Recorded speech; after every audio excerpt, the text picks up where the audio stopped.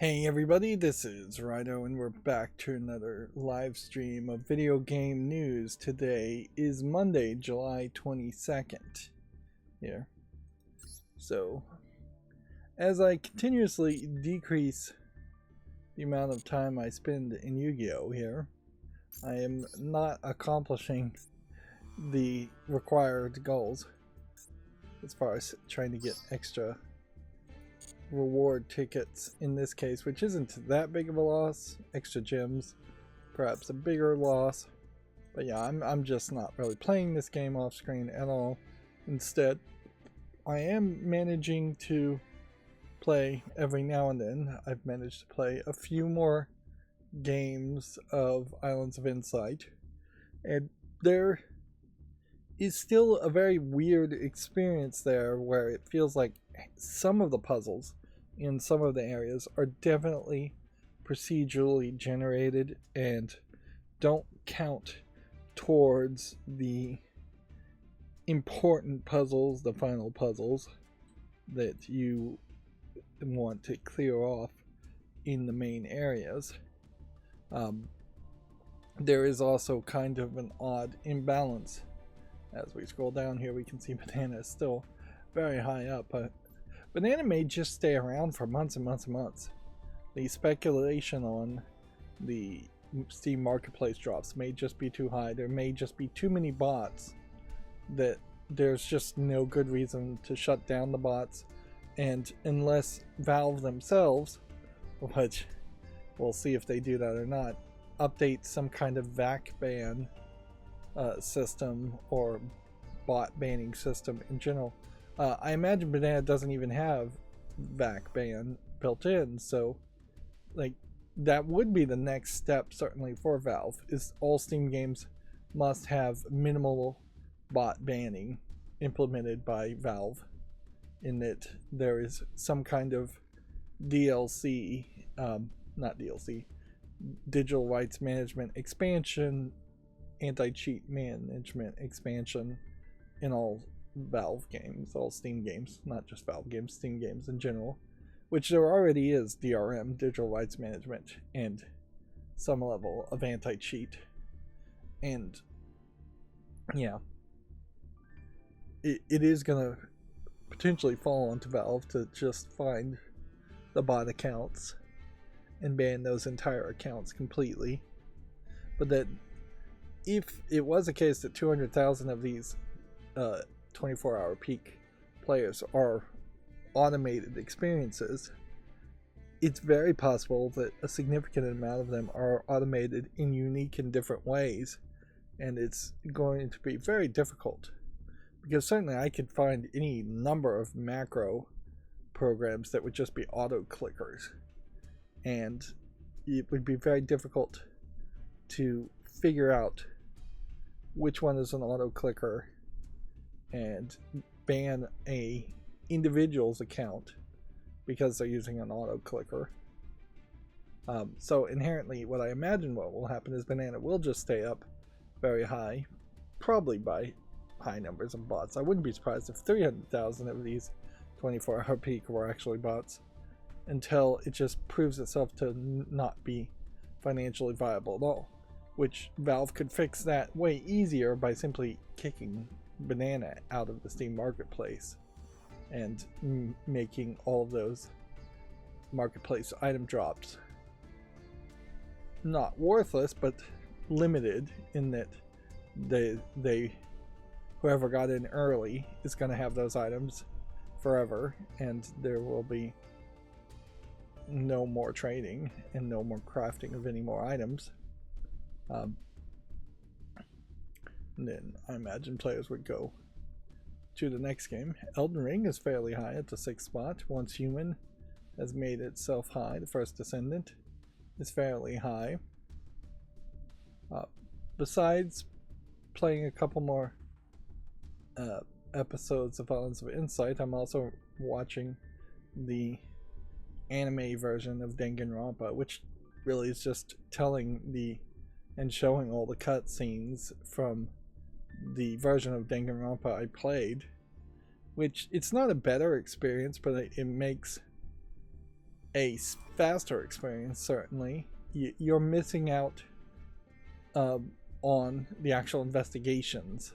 Like, every episode effectively is a trial to figure out who the murderer is in these murder scenarios in Danganronpa. So it really just skips over the investigations in a fairly quick amount. Left 4 Dead 2, Street Fighter 6, Fallout 4, down to 57. I imagine what we've hit now is most people who were inspired to play Fallout 4 because of the Fallout 4 Amazon Prime series has finished either the game, the main story, or just lost interest. Yeah. I wish there were more animated, whether it's Japanese anime style or what, shows that would just retell the events of more of some of the more complicated, some of the visual novel type games, because it's a significantly smaller commitment for me to watch an animated version of Fallout 3, for example, to remind myself what happened, what are the main story events in Fallout 3, than it is to go play Fallout 3 a second or a third or fourth time. Then we have another clicker called Tapple, making it to the 72nd space. This one's called Stallcraft, not to be confused with StarCraft. Well, Binding of Isaac Rebirth may eventually fall down below the top 100 if this keeps going. Yeah, it eventually has to happen to all games. But yeah, recaps, particularly in animated form, would make a lot of sense. Although, in the Danganronpa anime, since it's just showing the 2D anime style animation of that is, it's the exact same animation with maybe a few scenes here and there being added, but not really much. That's pretty easy to understand and comprehend as an offering, that you're going to be watching an anime, and in an anime the story is going to probably be weirder, and Danganronpa definitely is a weird story. Whereas if you were going to make a Fallout 3 animation, it very likely would either require full 3D rendering of the characters so that they would look different, and it would take just a lot more budget to animate all that, or you do live action. But then the Fallout TV show definitely didn't just do a live action.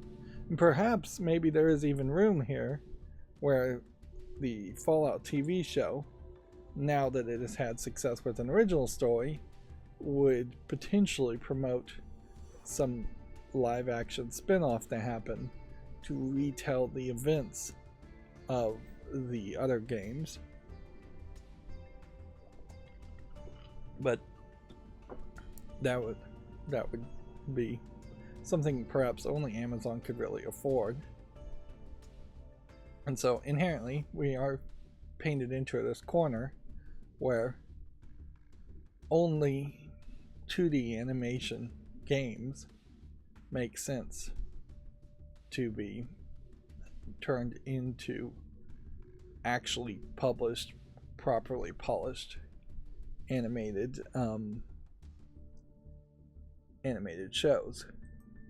On the other hand, you could just cut all the cutscenes together, and that would get you 80% of the way there. And that was a thing, certainly in the old days when people were making YouTube content, is that you would just have channels dedicated to cutting out all the cutscenes of games and making a movie version of that. And I think the monetization opportunities of that probably disappeared by this point. So yeah, I haven't seen anything like that suggested in a long time. Might as well, since this is in the wrong place, highlight that the National Video Gaming Museum in Frisco, Texas, North Dallas, Texas, was doing a sponsored meet and greet adoption for Habitats for Paws, which has nothing to do with video games, but it more and more, I think, highlights how the Video Game Museum is trying to act more and more these days. It seems like an actual museum and less like a kind of stagnant arcade. They are highlighting new things that are being added to the museum, and they are acting on charities. Now, inherently, there is a danger when you have one not-for-profit company like the National Video Game Museum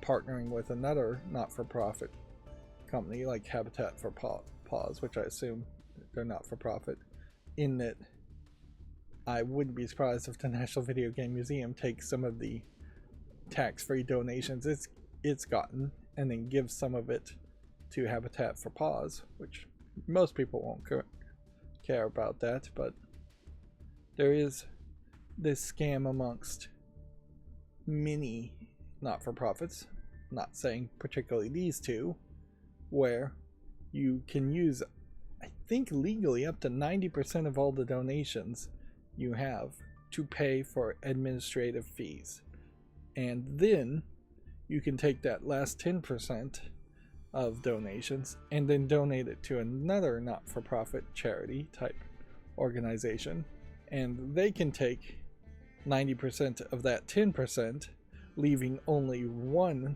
of the original amount actually still left, and nothing stops that second charity from donating that 1% to a third charity that can just keep draining 90% of it. And inherently, when you have capitalism and charity, those two things conflict.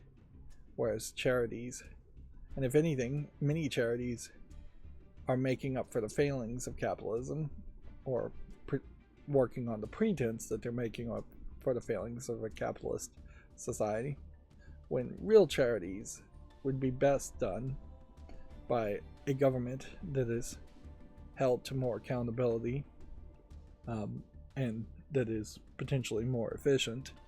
If you can find such a government, let me know. But even at that,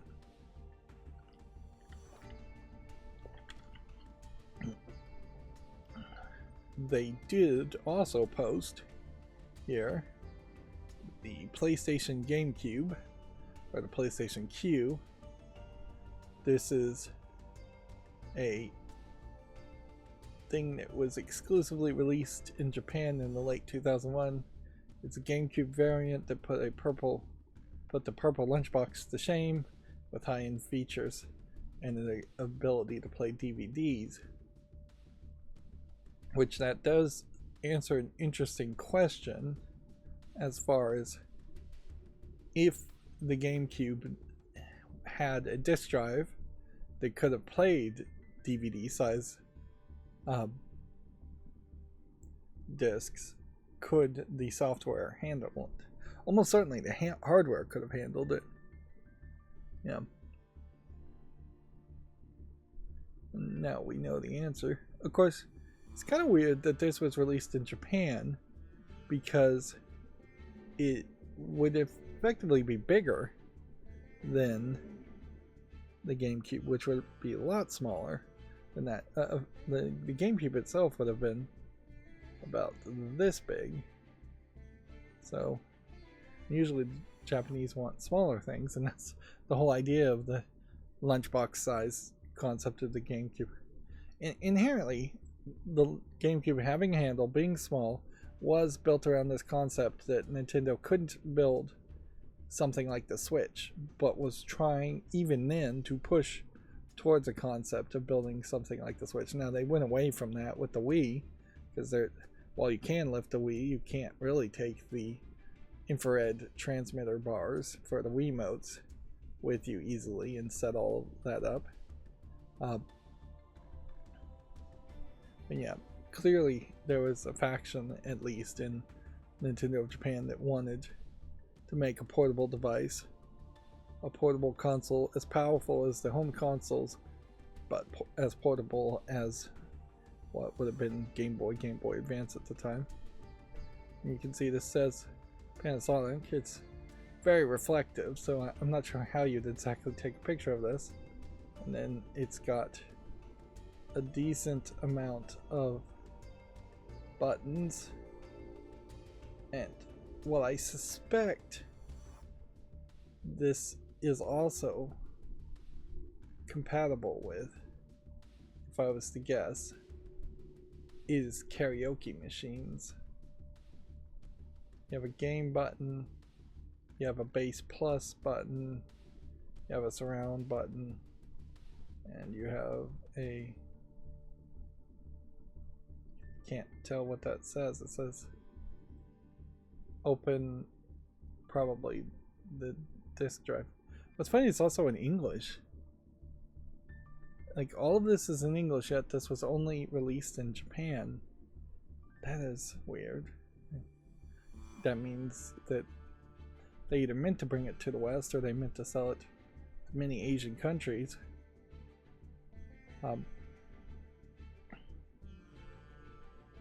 And I suppose inherently, if the GameCube had, this has, by the way, the Game Boy player adapter on the bottom of it, probably a special one that's the right size for it.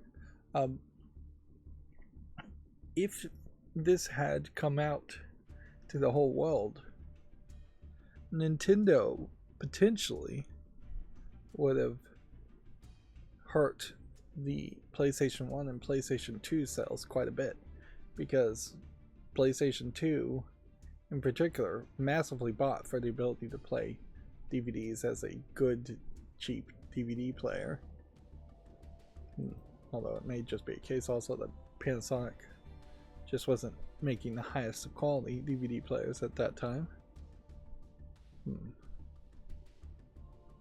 Yeah, the last posting was in June 23rd, so they're still taking a few days. This was July 2nd, this was July 19th. They're not posting on a weekly basis, but they are posting a lot more than I feel like they were doing last year. Back on track, we can see my chart seems to indicate we're seeing a bump in Baldur's Gate 3, a little bit of a bump of the First Descendant, a little bit of a bump of Elden Ring. Once Human seems to be staying somewhat steady, and then are we possibly seeing Banana finally start to come downward below my maximum of 350,000 24-hour concurrent peak players. Blade Point kind of steadying off also. And then don't believe so far this week, since this is Monday, that there will be too much new games to talk about. There's a heck of a lot going on in the world, but not very much of it video game related. There is a lot going on with me. My car is currently in the shop, so that's another hopefully non-disaster. Hopefully, because it, I think, is going to be fixed under warranty. I did get the SwitchBot S10 Robo Vacuum and have run it twice, and so far I'm liking it compared to an extremely cheap robot vacuum that I had roughly 7-8 years ago. The SwitchBot S10 is mostly, I would say, the first realistic auto mopping vacuum. Whereas if you had a house that had very little mopping, realistically, if your house was completely wood or completely, completely carpet really was what it would have to be, because even wood, you probably would like a light mopping to happen there. But then also I wouldn't want to live in a house that had carpet in the bathrooms, so you'd still end up manually having them mop. But yeah, if you had just a small bathroom area that needed the mop and then the rest of it was carpet, you can save $100, $200, maybe even $300 by getting a really good robot vacuum cleaner that just vacuums, where if you have wood or tile floors in a significant amount, it really is, in my opinion, only the SwitchBot S10 that is the first of a new generation of robot moppers that makes sense, for two major reasons. One is that it is plumbed into your plumbing.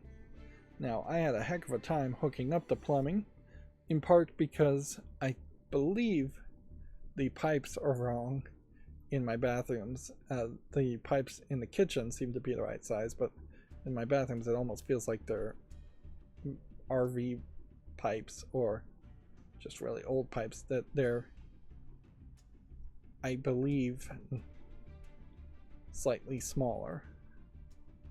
And so I took apart one bathroom sink, and then I spent about an hour trying to fix the drain stopper, which was also broken, and take the whole thing apart to try and fix that, to actually very little success, but I got it good enough. But I was not able to hook up the water refill and drain station for the SwitchBot S10 to that. I could have hooked it up to the toilet. I don't personally love that idea as a concept, but it is a concept out there that you can just cut off the connector to the black drain hose on the refill station, and you can then put a T connector on the water intake from a toilet connection. You're going to use cold water anyways. It just doesn't make a lot of sense and is a little unsafe. It doesn't have one of these adult games right on the front page because it's intentionally mislabeling itself. But yeah, what you're doing and why I don't like the idea of the SwitchBot auto draining its dirty water into the toilet is you're running the pipe kind of under the toilet seat to shoot into the toilet bowl, and that inherently means you're going to walk into a toilet instead of it being clear, clean water, which is what you'd love to see on a clear, clean toilet bowl, which you'd always love to see too. You're going to just see black or brown, dirty dust, mud, water. And yeah, that inherently could smell or increase smell, and it's just not ideally what you want. Whereas hooking it up to a sink just puts it down to the drains of the rest of the house. But what you are going to need to do that is you're either going to have to hook it up via hose clamps to a food incinerator. What are those called? I want to say food processor, but that's not what it is. Garbage disposal, I guess is, yeah, what they're called. You kind of have to cut a piece of plastic to make it fit the hose and then screw on things to do it that way to drain, or you do the better thing, which is you hook it directly to the P-trap, which means your P-trap or J-trap, it's probably a J-trap really, has to be relatively high in the air under the sink with nothing under it, because you're going to have to lower the last piece of the bottom lowest piece of plastic, the actual J-trap or P-trap. You're going to lower it 2 to 3 inches to add these special adapters they've made to then drain into it. Now the water intake hookup actually works fairly well, but it does create an issue in the when you get the SwitchBot S10. They're giving you 2 different docks, and the idea makes a lot of sense for some people that it is very possible you don't have a power plug very close to a sink. But for a lot of people, it's actually very likely you do have a power plug fairly close to a sink. Because if you were going to hook it up to a toilet, most toilets these days should have a plug for a bidet somewhere within their within a reasonable distance, or there will be a plug for an electric shaver or a hair dryer somewhere close to a toilet in the bathroom. If you are hooking up to a kitchen sink, which is what I had to hook mine up to, there is more than likely, because of the garbage disposal, an outlet right there under the sink. So I don't know how many scenarios actually exist in the United States in particular. Now, they are building this device for people all around the world, so maybe it's just a different situation in most of the other countries, but in the United States I can speak to, you probably are going to have a power plug, which then makes a very weird situation, which I've already sent them a suggestion to how I would imagine to fix this situation, where you very likely could just put the vacuum dock that charges the robot vacuum and the sink dock, the water station, refill and drain station, together and merge it into one device, which would take up less space, less square footage, and then there's almost certainly a way in which they could make it so it shipped as one device, and then you could do a little disassembly and separate it into 2 separate devices. Now, if I had had a hybrid device, I very possibly would have ended up drilling a small hole for the tubes and the power plug in the back of my kitchen sink, which would have been easily hidden. But then there is also a big danger there, in that, yes, there is power running through that wall, and there is water coming in and out of that wall. So there is no less than 1, 2, 3, 4 different things that you have to avoid hitting if you were going to drill a hole into that. So you'd have to be very careful doing that. And so it might even be worth just having somebody bonded, a handyman I imagine, to just drill that one hole in such a tight location. Although in my case, and most people's case, if I drilled a hole high up above where the water input is coming from, and then you probably would avoid any drains or any water intakes, because yeah, almost certainly 3 out of those 4 things stop once they come out of the wall, and they do not go upward towards the ceiling. The electricity does go upward to the ceiling. which, yeah, hitting electricity is still dangerous, but that's why you use a wall detector. So yeah, I'm gonna go on a little bit long here talking about the SwitchBot S10. Apologies if you don't care, but I do see a future when these things will come down in price significantly, where they're much more reasonable. I got a decent deal because of Amazon Prime, getting it at about $670. It technically is listed for $1,200, but there is pretty much just a $400 coupon you could get. So even right now, but yeah, it does a pretty good job in everything you'd want it to do. In fact, I have really nothing to complain about it, other than, yes, it is still more of a maintaining device.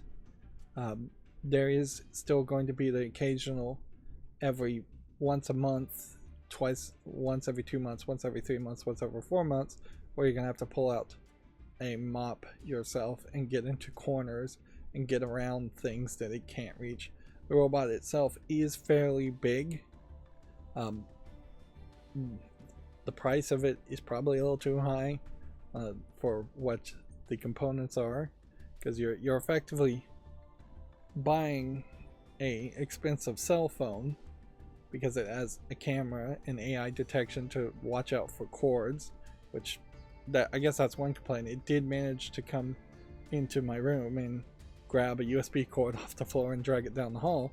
It didn't stop it from going forward, so I guess at a certain point, if you want it to finish the job and clean the floors, it dragging a cord behind it isn't that big of a deal.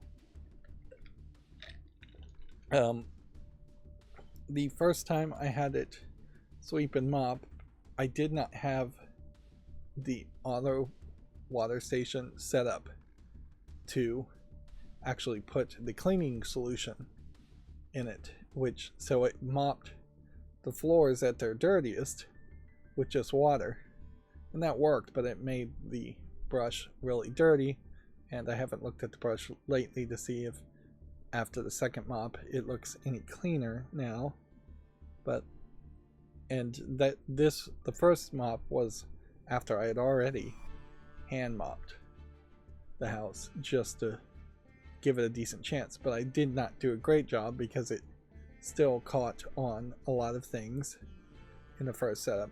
You got to get cords out of the way high above where its LiDAR detector is going to be. It did manage to strangle itself on the little LiDAR scanner that is above it by running into a power cord. So you've got to get them out of the way, and weirdly, a cord cover probably isn't going to help you much because it got stuck on that even. When did this one come out? This is the newest one, mixed reviews. So yeah, it'll sometimes see cords, it sometimes won't. There was a whole update. It got stuck in the update. I had to remove the device and reset and re-add the device because it got stuck, thinking it was doing a firmware update when it really wasn't. Trick I think that might have worked there is if I had just updated to the app the Wi-Fi settings, that might have fixed it, because I ran into another issue where it said it couldn't communicate with the docking charging vacuum station, and then by just resetting the Wi-Fi information, retyping in the password, that eliminated that error. Which, yeah, the app communications seems like if it gets misaligned it could be a problem, but otherwise I think the app is getting better. With the recent update that they just added tatami mats, so if you're in Japan it can now avoid ruining tatami mats, or at least it's going to try. But I would also say the app doesn't make the best use of a design, and so there is room for improvement to make it a lot more logical as far as where you're going to go to change settings. You can add furniture in the map, but I'm not sure what adding furniture really does. I only found that feature recently. You can add door sills to say, be careful when you cross this point from one room to another, so that you don't get stuck and you don't end up like vacuuming the carpet right where it would be tacked down and sucking the carpet up into the vacuum. But yeah, there's no-go zones you can mark on the map. There's no mop zones, where obviously you mark rooms with carpet. There is a virtual wall, which I'm not sure what the difference between a virtual wall and a no-go zone really is, other than perhaps a virtual wall is just easier to say, I'm segregating this whole side of this house off, so don't go any further in that direction. If you have doors closed when you scan the house do the fast scan originally, and then doors open when you are cleaning the whole house, it will just see those new areas and connect them to existing rooms. It won't inherently decide that those are new rooms it hadn't seen before, and so it will just go into those rooms, which led... What was the reception on Scorn? Mostly positive. So yeah, it'll just go into rooms and try and clean. So you have to be kind of careful there. You can mark rugs on the floor. You can mark whether the floors are wood or tile. I'm not sure if that, again, changes how the robot vacuum actually works, or if it's just labeling the map differently.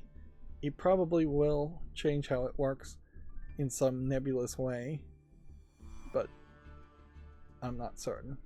It's probably just giving more information to the robot vac and to SwitchBot as a company. But yeah, there's a lot you can do with the app. You can manually control it, but the manual control is pretty bad because you can't see the camera.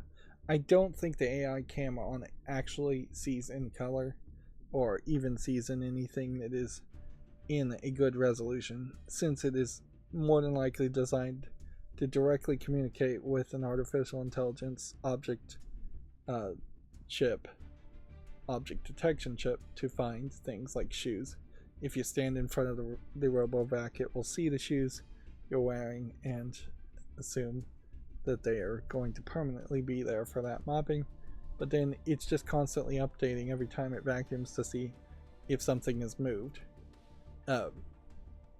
Any RoboVac these days probably would be best purchased when you just buy a house, or when you have a house empty for some other reason, to get a nice 3D scan and perfect edges of what the room looks like before you put any furniture in it.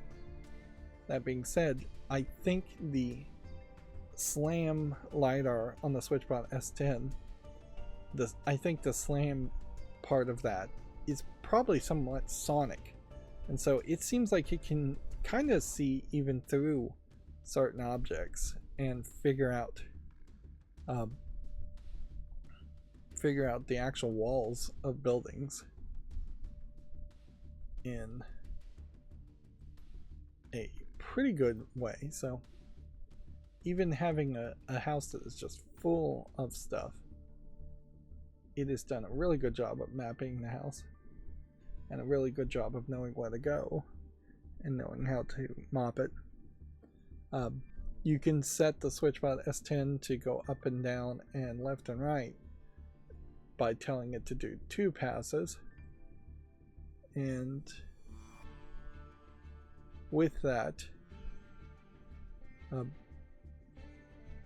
you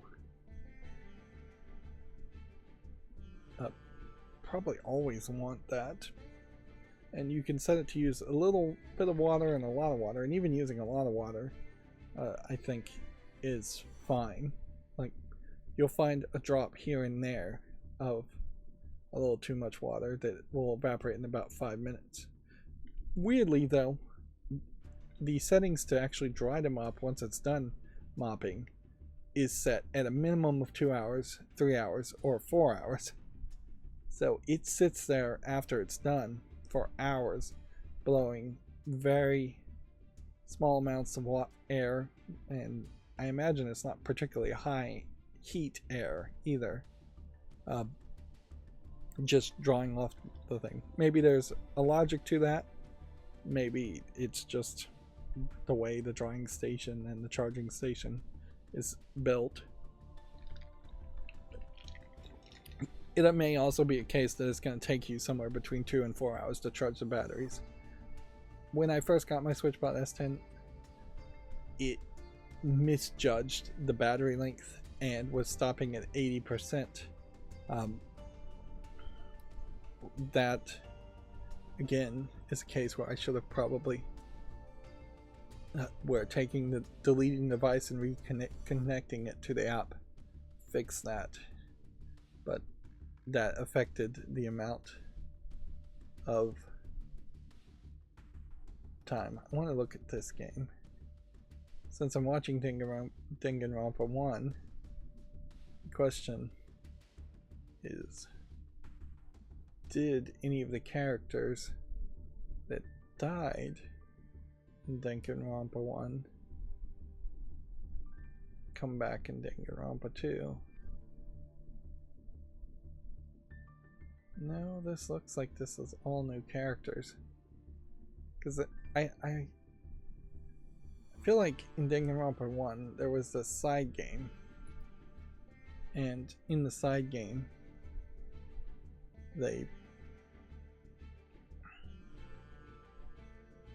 they all survived, but no, I don't think that's canonically what's happening in the story. These are, from the looks of it, all new characters,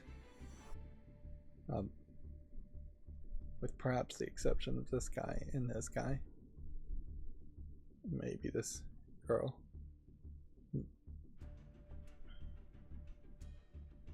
Now this is crazy that there's a class of 09 and then there's a class of 09 the re-up, which seems like it's just a re-upload, but both games are available on Steam.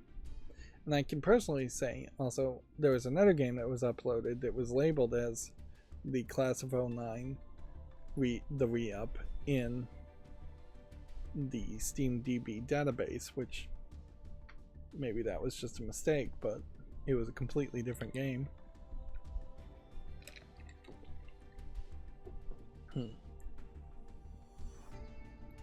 But yeah, you would like to control the SwitchBot S10 manually with a camera, and you can't do that. And then you potentially want just an easier to understand interface. A lot of that, I think, is going to be more of a case where you will fix a lot of that if you just hook it up to a, here's Danganronpa 3. You'd fix a lot of it simply by, and this looks like a whole new set of people. Yep. They're all drawn with about the same art style, so it's kind of hard to tell whether it's new people or old people. But yeah, looks like all new people too. I lost my train of thought talking about this robot mopping vacuum that I'm way too hyped about. The interface needs improvement. The feedback when there's a problem needs improvement. You're going to run into some problems originally. Actually just vacuuming, it got stuck on several things that were on the floor, like bobby pin and pieces of plastic, and just the brush got tangled. The anti-tangle brush, which ridiculously, it says the anti-tangle brush is tangled when it gives you an error, which it needs a different name because the irony is thick on that statement. Certainly. So, but yeah. But it was actually tangled just by the amount of stray loose hairs it had picked up.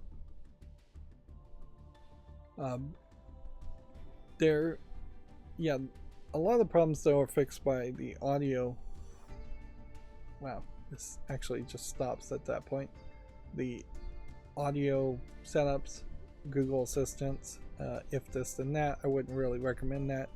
And maybe Apple HomeKit is connectable to it. Let me just open that. Now I do kind of hate, after having set up such a big system with the Tuya Smart Life interface, that I'm now using the SwitchBot app for one device, but I guess that's the big difference between buying something that's really expensive and top of the line and Tuya devices which are cheap and more in bulk. Yeah, I'm still not sure as far as the map as to why you can label certain pieces of furniture, but there's only really 12 types of furniture you can label. Wardrobes, dinner tables, morning table, breakfast nooks, TV tables. Like, what's the difference between a wardrobe and a TV table? Does it try to bounce into wardrobes more and get into the edges, but it doesn't bounce into TV tables, so it doesn't knock a TV over? I doubt a SwitchBot, even though it's a fairly big robot. It could definitely be scaled to be closer to the smaller one, but then it would just have to, everything would be more expensive, and the tank for the water and the brush would be smaller. Yeah. As far as the connected cloud services, it can work with Amazon Alexa, if this then that, and Google Assistants. So no real Apple HomeKit, no Matter support. It does allow you to pre-program some NFC tags if you were just going to scan an NFC tag to vacuum certain rooms. But I imagine you still would need the app for that. One of the weirdest things is it will talk to you, and you have several different languages it can talk to you in if you don't want English, but it says something pretty useless far too often compared to when it really runs into a problem, and it doesn't really set off an alarm verbally, audio wise, when there's a problem. So I would really love to see it separate certain progress report sounds volumes from the error volume sounds. I want it to yell at me when it's stuck and I need to give it attention. I want to be able to mute it and turn it down to 0% when it's just saying, okay, I've gotten the command to go back and charge, which it will just say okay, and then it will say returning to charging station. Two things I don't need to hear. Right now your only option is to mute everything. Yeah, and I definitely think for the price that there's almost certainly not just like a Raspberry Pi or an ESP32 chip in this thing. This is probably close to $150 worth of custom AI circuitry custom in it, and then there's a lot of custom designed plastic around it and motors and things. So of the price, I would say at least half of it actually is probably going into parts. Unfortunately, it is worth pointing out that they pretty much already know that the water refill station drips, and so they send it you with a plastic little catch to stick under it, which I'd recommend using because the water that's going to drip is going to be dirty sometimes. Yep. But let's see. Do I have anything else I really want to talk about on it so far? I've had it mopped twice.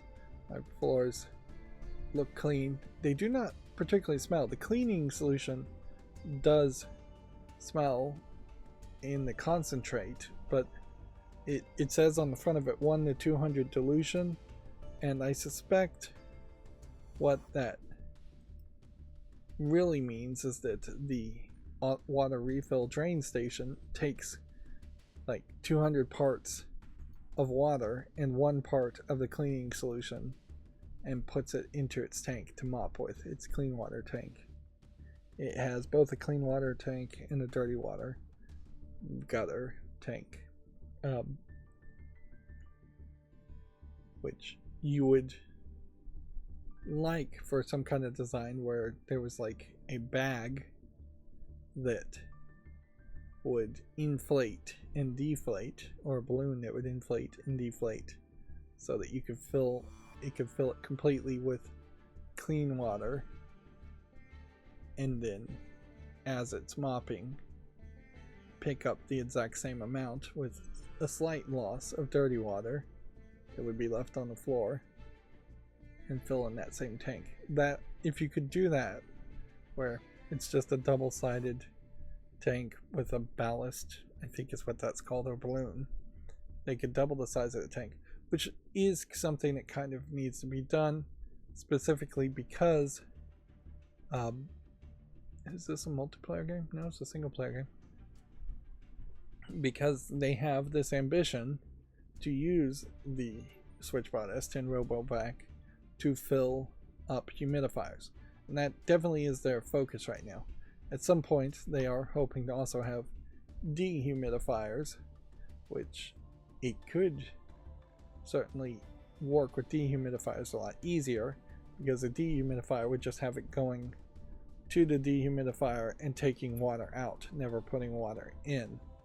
So it could drain water from the dehumidifier and then take it to the water refill station and just put that water down the drain, or it could use it to clean, and that makes a lot of sense.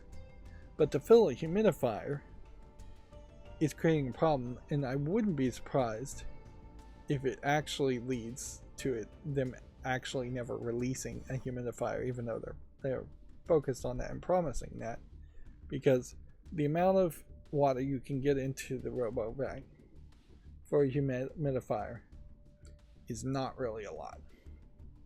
Not for a humidifier. Honestly, to get even a pint of water into a humidifier probably would take 2 or 3 trips.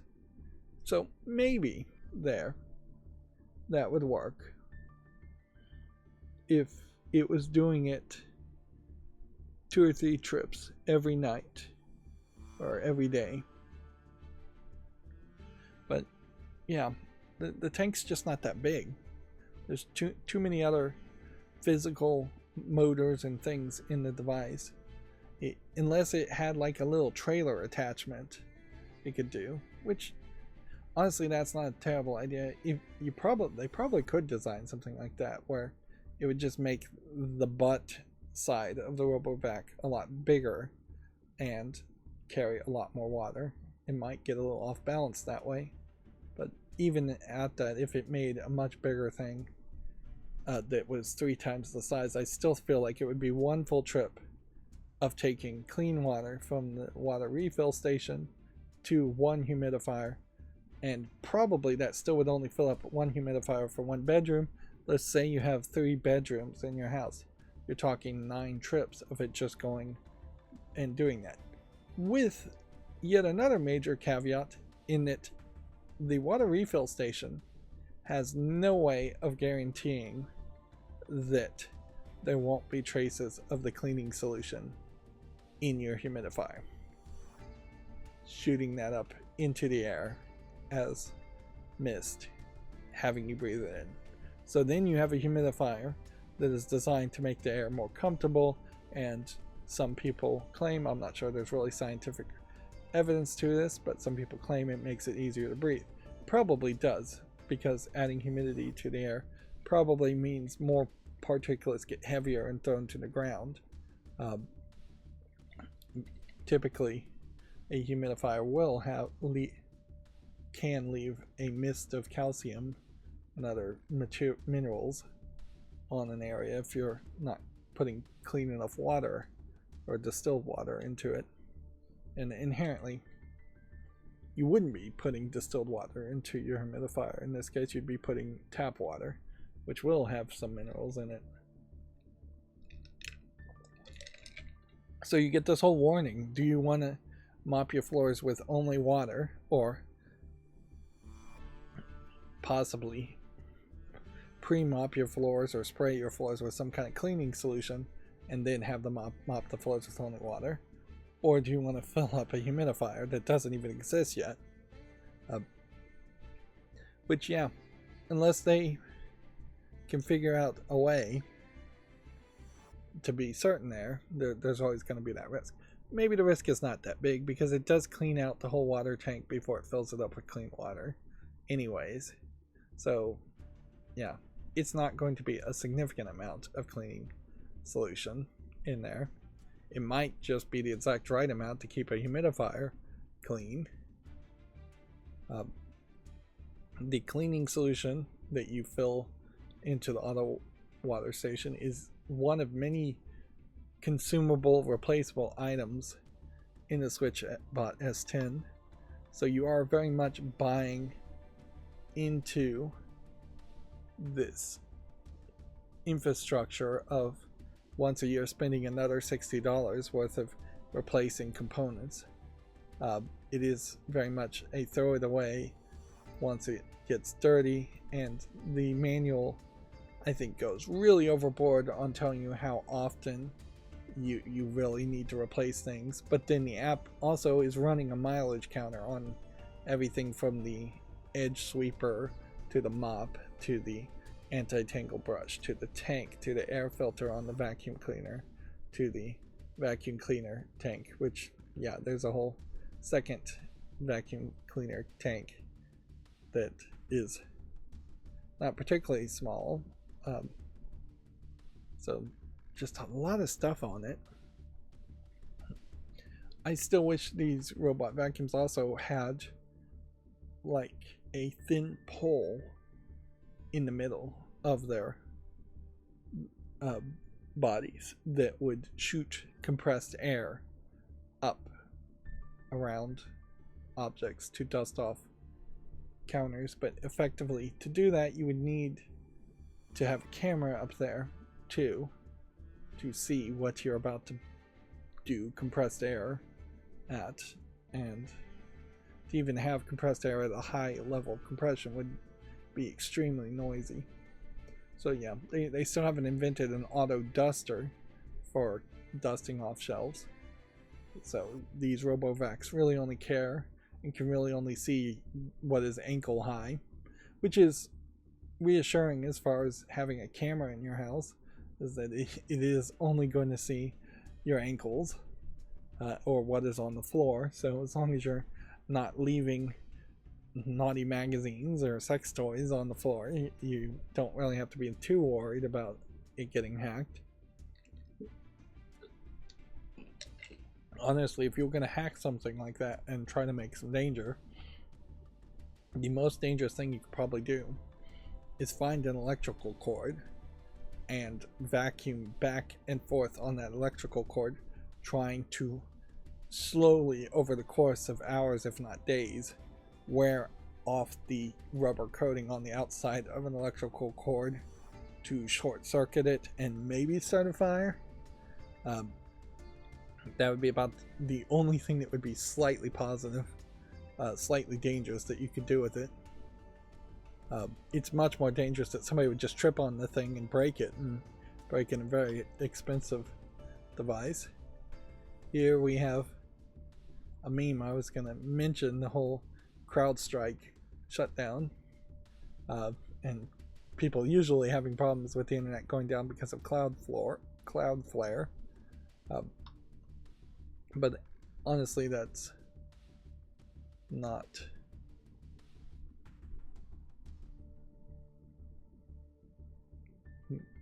something that really I'm losing my train of thought here. It's not something to really be worried about. Here, they were doing this Borderlands Moxie's Bar experience, but there's apparently no tickets on sale. And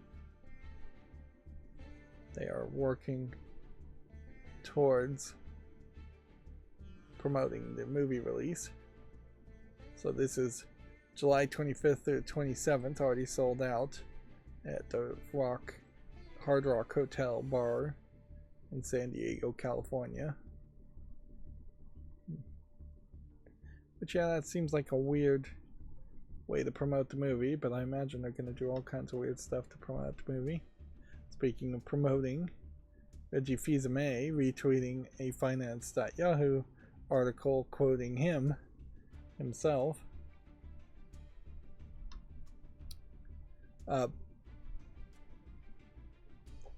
So yeah, I could probably go on talking about the SwitchBot S10. I've talked and thought about it a lot in the past couple days, but I think the drop off of attention to that is going to drop really far. I will say, for the size of my house, it does seem like the battery probably would struggle to do a full house cleaning without having to charge, and when it charges it does take hours, which creates this weird situation where you may start a cleaning at, let's say, noon, it goes for a couple hours till 2, then it charges for 3 or 4 hours, and then you're at 6 in the evening when it will start over again and it will sound like it was done, but it really won't be done. So when you are setting up the scheduling, which is what you really needed to do, it probably does make a lot of sense to do only part of the house like at one point, and then another part of the house another day of the week. You really, according to my research on the internet, should only be mopping once a week anyways. So there should be plenty of time. You can have 5 maps, but each floor would effectively be a map. So theoretically, if you're willing to take this very expensive vacuum cleaner to other people's houses, you could vacuum but not really mop without buying spare water refill stations and vacuum docking charging stations that I'm not sure SwitchBot would even sell you spare ones of those. And I'm not sure that the robot vacuum can be connected and synchronized to extra stations. It may very well only connect via, and it locates things using Bluetooth, which seems real weird that there is a battery in the water station just to send a Bluetooth signal to show where it is. Which it had a problem locating the water station, and it turned out it was because the battery was too low on the water station, and I had to plug it in and charge it up. So when the whole device shipped, it feels to me like both the water station's battery and the robot vacuum's battery was fairly low. But yeah, you can, more than likely, it seems, take it to 4 other friends' houses if you're willing to carefully take it to 4 other houses and have it just vacuum.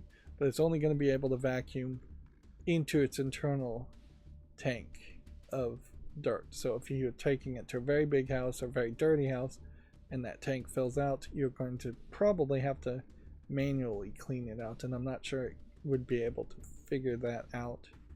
When you take it to a different floor and have it go, where it can't get back to its docking station to charge and empty out its vacuum bin, it is just going to vacuum that floor and then return to wherever you started. But yeah, inherently, to reduce the price, it would make sense if you had 5 groups of friends, each chipping in about $200 to do that. But only one house is really going to get the mopping going. You can buy an extra modifier that will turn the water station into a device that can run off of tanks, and it just adds little plastic tanks to the top of it for clean and dirty water. But I'm not sure you can actually get an extra water refill station so that you can put that in the second house to get mopping in the second house. And at a certain point, if you're just using tanks, at that point I'm not sure it's worth it to spend a couple hundred extra or even 100 extra to get the SwitchBot S10 that can be plumbed in if you're never going to plumb it in. So that's my, I guess, hour-long review so far of 2 days of the SwitchBot S10. And with that, I will say there's a big caveat here, certainly, in that if you are healthy and active and have the free time, I don't know how many people qualify for all of those things, you would just mop with a regular mop. Spend $20 in cleaning materials and a mop, and you just run around the house and do it yourself once a week. If it's not worth your time to do that, which is true for a lot of people working jobs, that they've got something they can be doing better, it probably will start to make sense. It will pay for itself compared to hiring a maid, but you're probably still going to hire a maid. You might just save 1 to maybe 3 weeks a year of maid services, like 3 maid services, by having them not mop and having a robot do it. But you're still going to have a maid dust, you're still going to have maids clean toilets, you're still going to have maids clean sinks and counters and do laundry. There's a lot still that would happen there. If you have a bad back, it's a pretty great device, except for the fact that I would say even sitting down, you're gonna probably bend over a little bit to empty the vacuum charging station's dust bag that is a much bigger bag. It's not particularly a tall device, which is kind of weird. It's really too small of a device in general because it's not the same width as the Robo Vacuum itself when it really should be. And it's not the height of like a side table. It's about half the height of a side table. But also it needs free space all around it. So it's not like you could really hide it under a table by much either. You probably could, but I wouldn't really recommend it. You maybe could put like a TV table over it, but then the robot would probably bounce into the TV table and knock everything off of it. So yeah, it definitely makes a lot more sense to me that it probably should just have a much taller, thin column for just a much larger vacuum bag. But then that would be a lot of extra plastic that's shipping, and it already ships. It's like 85-pound box, and it is this giant 3x3x3 cube box. It is huge, and it's just a lot that you're getting as far as the shipping, and that it's a lot they're paying for shipping, I'm sure.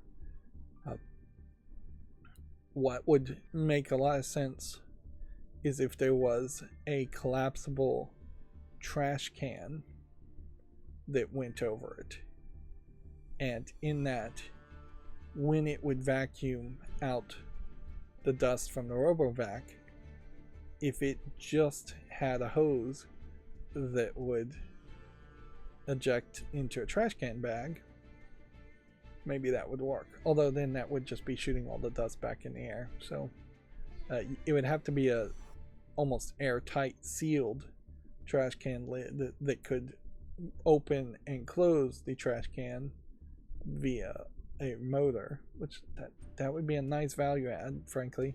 They have like a motion sensing kitchen trash can that it would just close the lid, shoot everything out of a tube out of the top of the lid downward into a trash bag, not really lock you into any kind of vacuum bags at that point. And then that would make the whole footprint of the charging station just make a lot more sense. And certainly the footprint and how much space the charging station is something that the other developers are thinking about. So the concept next year that will probably start coming out next year of having robo vacuums connect to washing machines or washer dryer combos makes a lot of sense too. Really should just be showing the SwitchBot S10 at this point, since I was talking about it. Does this have anything to do with video games? Only in the sense that it's going to save me a little bit of time so I can make more content. But yeah, don't always have to talk about video games, and we'll get to video game news eventually. Of course, this is exactly what I was trying to avoid by jumping into the news early. And definitely I had a lot more to say. So, yeah. So here's the S10. And so you get this giant box that has the water refill and draining station that has these little points here where the vacuum docking charging station, which is this, let's just go bigger, has a suction tube here. But weirdly, this station is really short. It's maybe 4 or 5 times the width of the vacuum, and so it just kind of stops there, and it just sucks the dirt up to the top there into a little vacuum bag, when this almost certainly should be as wide as the full width of that. This is as wide, if not a little bit wider, than the full width of this. And a hybrid version of this would be to take this and put it on the base of this, and then have the vacuum part suck through just a pass-through tube that would go from here to the top here, then back connecting to this. And it would be a lot less shipping, certainly, if this was connected into this, and then you could just remove this from this if you needed to separate the two. Another thing that I'm thinking about potentially doing is putting like a Swiffer duster and seeing if it would work right here, just past the wall sensor. It goes on the edge here, sweeping the wall, and tries to get as close as to the wall. If I put a Swiffer duster right past that point, it might get the baseboards dusted, but it would have to be lower than what this could see, so that may not actually do much. I'd probably have to cut a Swiffer duster into like a third and then put some kind of like Velcro here for it to attach. But yeah, by default, the water station runs off a battery for its Bluetooth sensing, which I don't know why it needs the sensing at all, because this black bar here has like an infrared pattern behind it you can't see to let the LiDAR line up. And this is the thing that drips and needs a tray on the bottom of it. So yeah, it's definitely a first time device. So here you can see better. Here you have a lineup bar, and then you have a sucking here, and then as far as I can tell, there's nothing here. This is just a cushion to keep it balanced. So you would just take the three pieces of plastic here and put it here, and then the tank and everything, and make a single device that then could break apart. And then you would take this part here and have it connect to like the top here. And so probably it would just be like if you took this and then you rotated it so it was pointing downward, if it just swung back and then touched the top of that, that would be fine. And these little silver things are just the metal connectors to charge. Here's where you add the cleaning solution here, which you have to actually turn that on in the settings, otherwise it won't use it.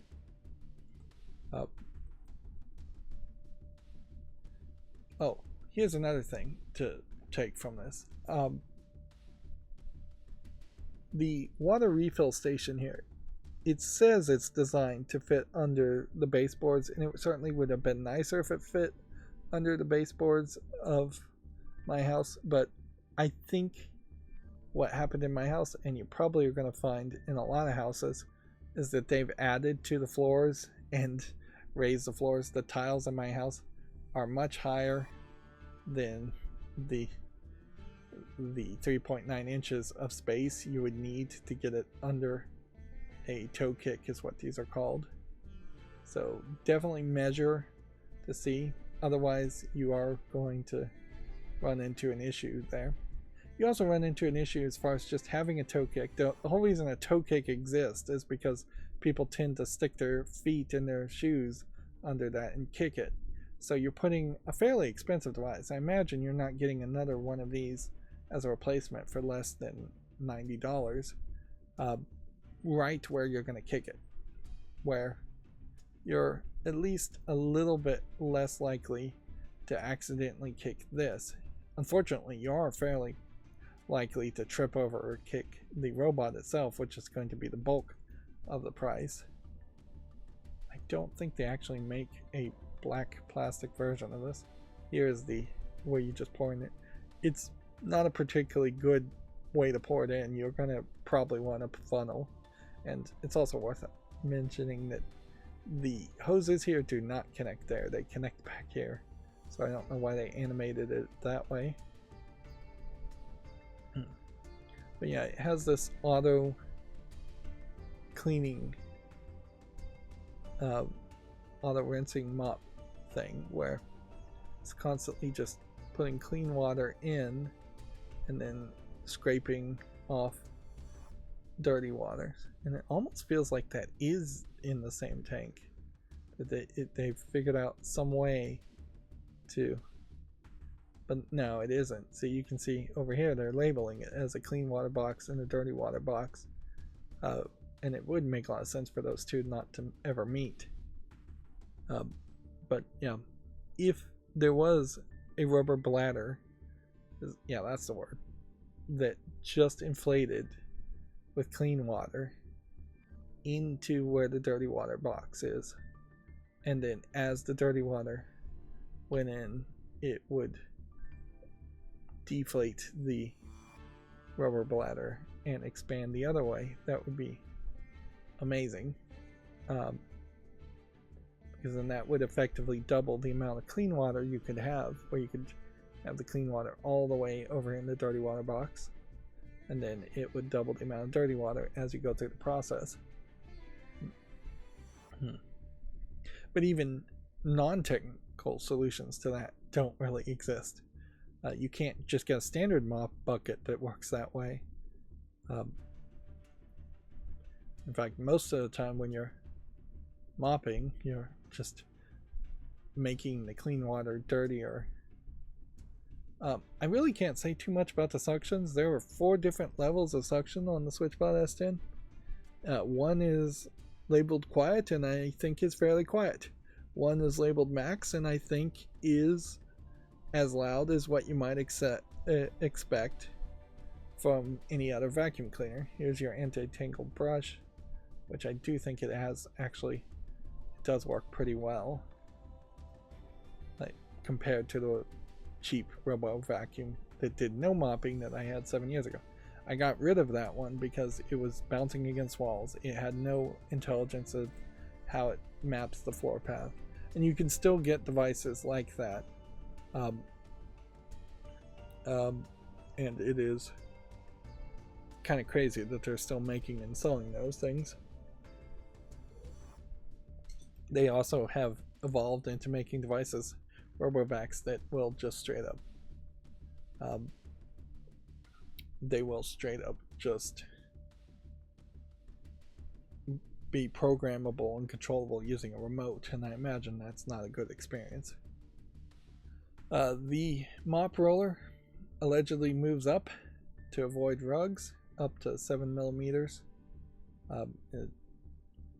I can say that when it did go on my carpets, it didn't feel like it was significantly increasing the amount of moisture on the carpets to any level that I would be concerned, and that was even on the wet setting as far as mopping. This has actually been changed. With the latest updates, you can now have 5 maps total, and I imagine there's really no real limit there, that they just don't want you to buy a SwitchBot and then run a cleaning company and have like 100 maps. 3 is too small though, because it is feasible that you would have 4 or 5 floors, or like a detached garage you might want to vacuum, something like that. You can also draw areas or rooms. It automatically finds rooms, but you can also just draw a square on the map to draw. Now inherently this is the where they're going to get you for a year's supply for about $60, is that they're going to have you change a water filter. This is the gutter. I don't even know what these are. This is the roller mop, this is the anti-tangle brush, and this is the vacuum bags. And these are the wall sweepers. But yeah, if you're striving for as clean as possible though, $60 a year to replace cleaning supplies is not a huge thing. And then the floor cleaning solution, which you really only can buy, this is roughly a year's supply for, I believe they're selling it for about $40.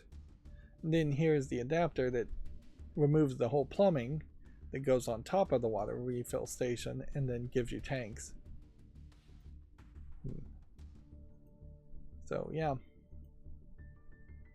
been spending way too much on that. They really need more screenshots as far as the app and more explaining as far as the app goes. Here they have a whole $400 off from their store. You don't inherently need any of the hubs. Water leak detectors do make sense, but you can probably get them much cheaper if you don't buy SwitchBot ones. Although if you do buy SwitchBot ones, it probably would stop the vacuum mop from mopping.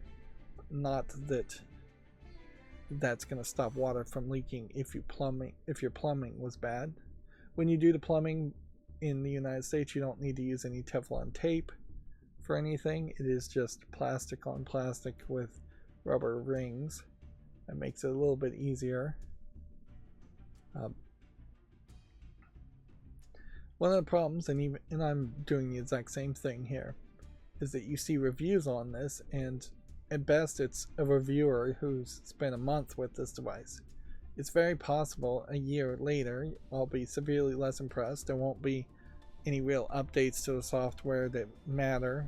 It's very possible there won't be any way to update and improve it anyways. But yeah, so I'll probably follow up at some point in the future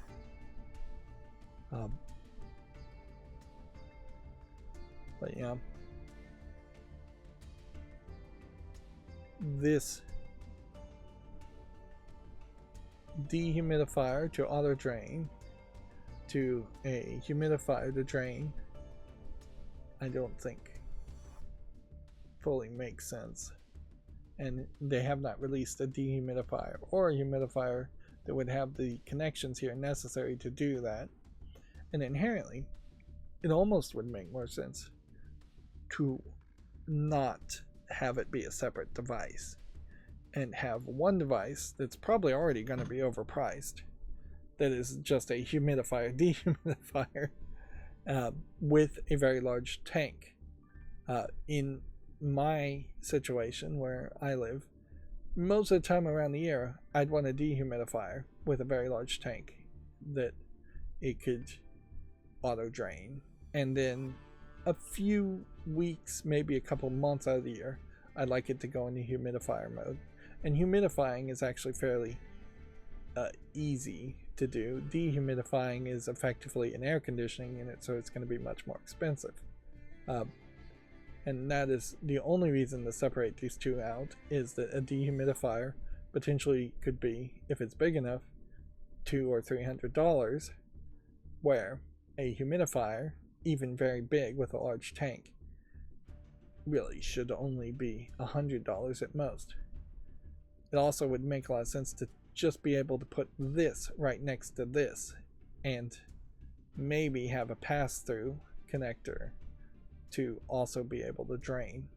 So if you put a drain on both sides of a humidifier, of the dehumidifier, and then connected the dehumidifier directly next to a humidifier, so it would just auto drain into the humidifier, that would make a lot of sense too. And a lot of that, though, would not require the robo vac in the middle. You could just buy a dehumidifier and have it automatically drain into the tank of a humidifier. But it's not a good ratio. Like, you're just going to pull out way more water from a dehumidifier than you're going to need to put into a humidifier. Or you're going to be in a different climate than I have, where you're going to need way more water for a humidifier than you're ever going to drain from a dehumidifier. So that is one argument for the middle man. Problem is, the tank is just going to be so small. So, let's see. So you look at how much water is here, and you look at this tank, and yeah, even in the animation, it's giving you at best a quarter, maybe an eighth of the water into the humidifier.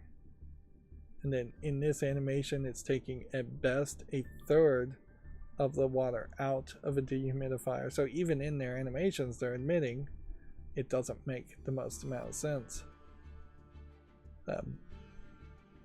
Maybe if you had a house that you didn't want to plumb into, or didn't even have water turned on, maybe a summer house, it would make sense to have a dehumidifier running and use that to mop.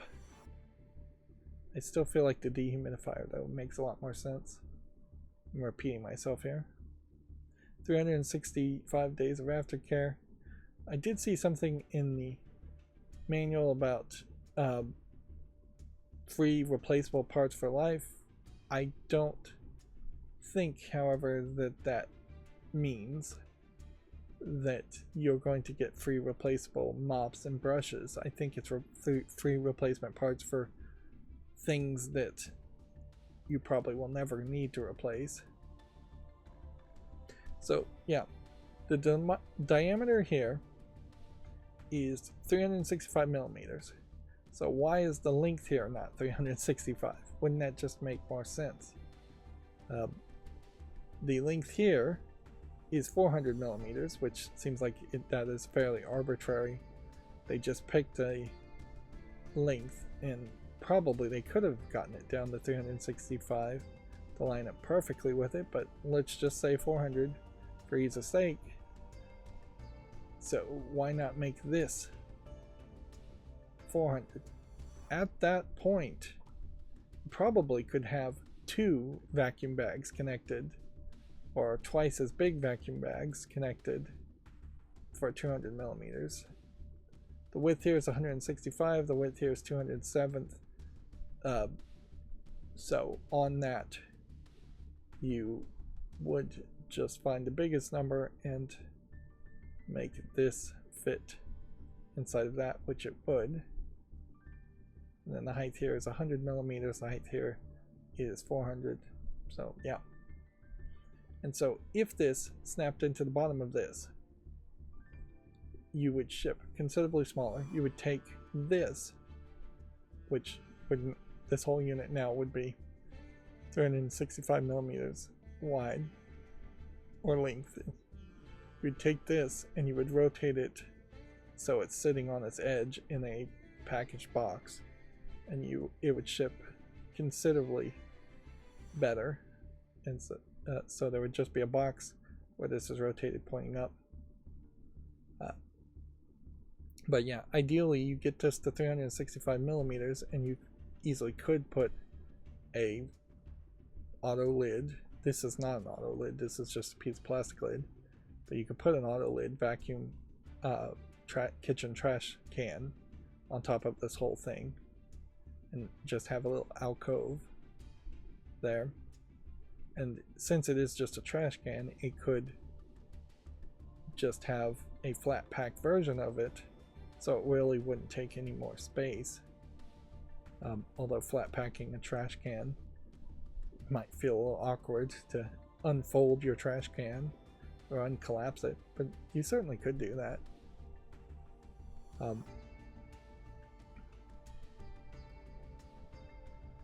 But yeah, I guess I have a lot of ideas here that probably will never happen. Although I've already sent like the idea of putting this into the SwitchBot, so, and they responded. Here's the American connections. It does not come with a real wrench, it comes with a piece of metal that is a wrench. You probably will just use your own wrench, and it comes with these guides to run the water tubes into. It comes with 2 bags of cleaning solution, which inherently I think you're going to run out of this quicker, and then you're going to end up ordering a year's worth of replacements within the first 3 to 6 months of the device. Right. So yeah, that's been my obsession for the past couple days. Now I am going to move on to the next obsession, because my new monitor is going to be delivered today, and by Wednesday everything else I bought from Amazon Prime Day is going to arrive, including a new cell phone. So I'll have to move over all the data from one phone to another, although not too much is going to change there. Since it's Samsung to Samsung, it'll just be a smart switch transfer. And I don't know if I really ordered too much else that's going to take a lot of my time. Like, a lot of what I got was expensive expansions, buying bigger hard drives, buying bigger SD cards, not something that inherently should take really a lot of time to move things over. Although there will be some of that, certainly. We have some big news, which I have to apologize here. I've totally screwed this up. This is exactly what I shouldn't have done, is just ramble and rant and do a catch-up section at the beginning of the stream, where it's going to just lose everybody's attention before I even get to the video game news. Like, I needed to just jump into the video game news and then have this ramble and rant afterwards. And so if I was doing any editing, I'd almost certainly do that. Like, just cut that whole segment and that whole discussion, put it at the end of the video where people can watch it otherwise. But because YouTube at one point was promoting live streams, it just naturally spewed out of me at the beginning. And what's funny is I'm not even going to have as much enthusiasm for this story. SAG-AFTRA, it says it can now call an immediate strike if game companies refuse artificial intelligence protections. The union is attempting to secure better wages, working conditions, and AI protections for voice actors and perform within the game industry. I don't think there's really been an update here, so I would assume that this is just that the members of SAG-AFTRA authorized the negotiation team to call a strike. But apparently, yeah, that seems like that's the case, that the SAG-AFTRA National Board, which is not a government agency, granted the National Executive Director and Chief Negotiator Duncan Crabtree from Ireland, that's his name, the power to call an immediate strike to protect voice actors. So yeah, the National Board voted and authorized a strike, which is extremely common in union contract negotiations. Almost always has to be done. Otherwise, you have potentially an obvious known thing where the management knows that they're not authorized to call a strike. Although I would imagine in most cases, even if they aren't authorized to call a strike, there hasn't been any explicit refuting of the ability to call a strike. There just hasn't been an authorization there. So if negotiations broke down and a negotiator couldn't single-handedly call a strike, then he would just go back to, in this case, the SAG-AFTRA National Board and ask for a strike or call for them to vote on a strike. But almost always in unions that they pre-approve striking so that it is easier for the negotiator to threaten the strike and to actually institute a strike that would last as long and be as painful as possible to the management who's not willing to negotiate well enough. Cyan, celebrating the release of Riven, which changed some of the puzzles, highlighting here some review scores. Let's just bring this up. So 100 out of 100, 5 out of 5, 5 out of 5, and then a lot of 9 out of 10s, and then one 4.6, which I think is getting a little pedantic, and one 95 out of 100.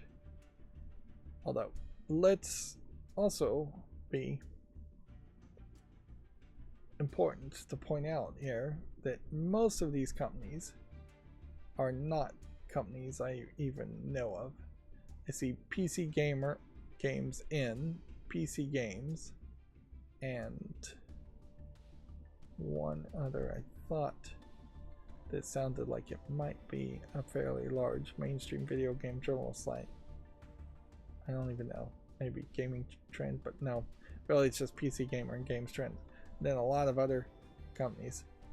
Now, what is an interesting thought here is what gets you a 10 out of 10 from these other companies as far as re-releasing a remake, remaster of Riven?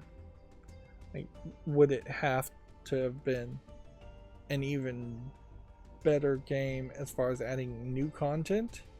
Would it have had to have added new content? Are they taking away a point to make it 9 out of 10 because it changes the content, and maybe that confuses the issue? Instead of it being a remake, it's or a remaster, it's a full-on remake, but not really a full-on remake. It is a very soft remake, and inherently I don't think I have too much as far as an answer here, but it does highlight the myth of the perfect game, the myth of 10 out of 10, and the inability of a lot of game reviewers to give games 10 out of 10, when perhaps It really deserves it. I kind of feel like the Riven remake has to be considered a 10 out of 10, a perfect game. Yeah, and certainly there's a lot of people that say 10 out of 10 doesn't mean it's perfect, too. But because it is just like the best version of Riven, and so if you're expecting Riven and you see this new Riven remake, you are getting everything you would want, unless there's some other aspect, and maybe there is. Maybe there's some performance issues I haven't heard about. Maybe the puzzles could be even better in the minds of the reviewers. But yeah, unfortunately there is also the problem of cherry picking reviews, and every single publisher has to do this just to highlight and sell their games. But yeah, you can easily find a whole wall of reviews. Just go to Metacritic, for instance, and bring up your game, sort by highest review numbers, and you can make a wall like that. Of course, now if you make an absolute garbage game and the highest review you have is a 50 out of 100, you can't really promote your game then.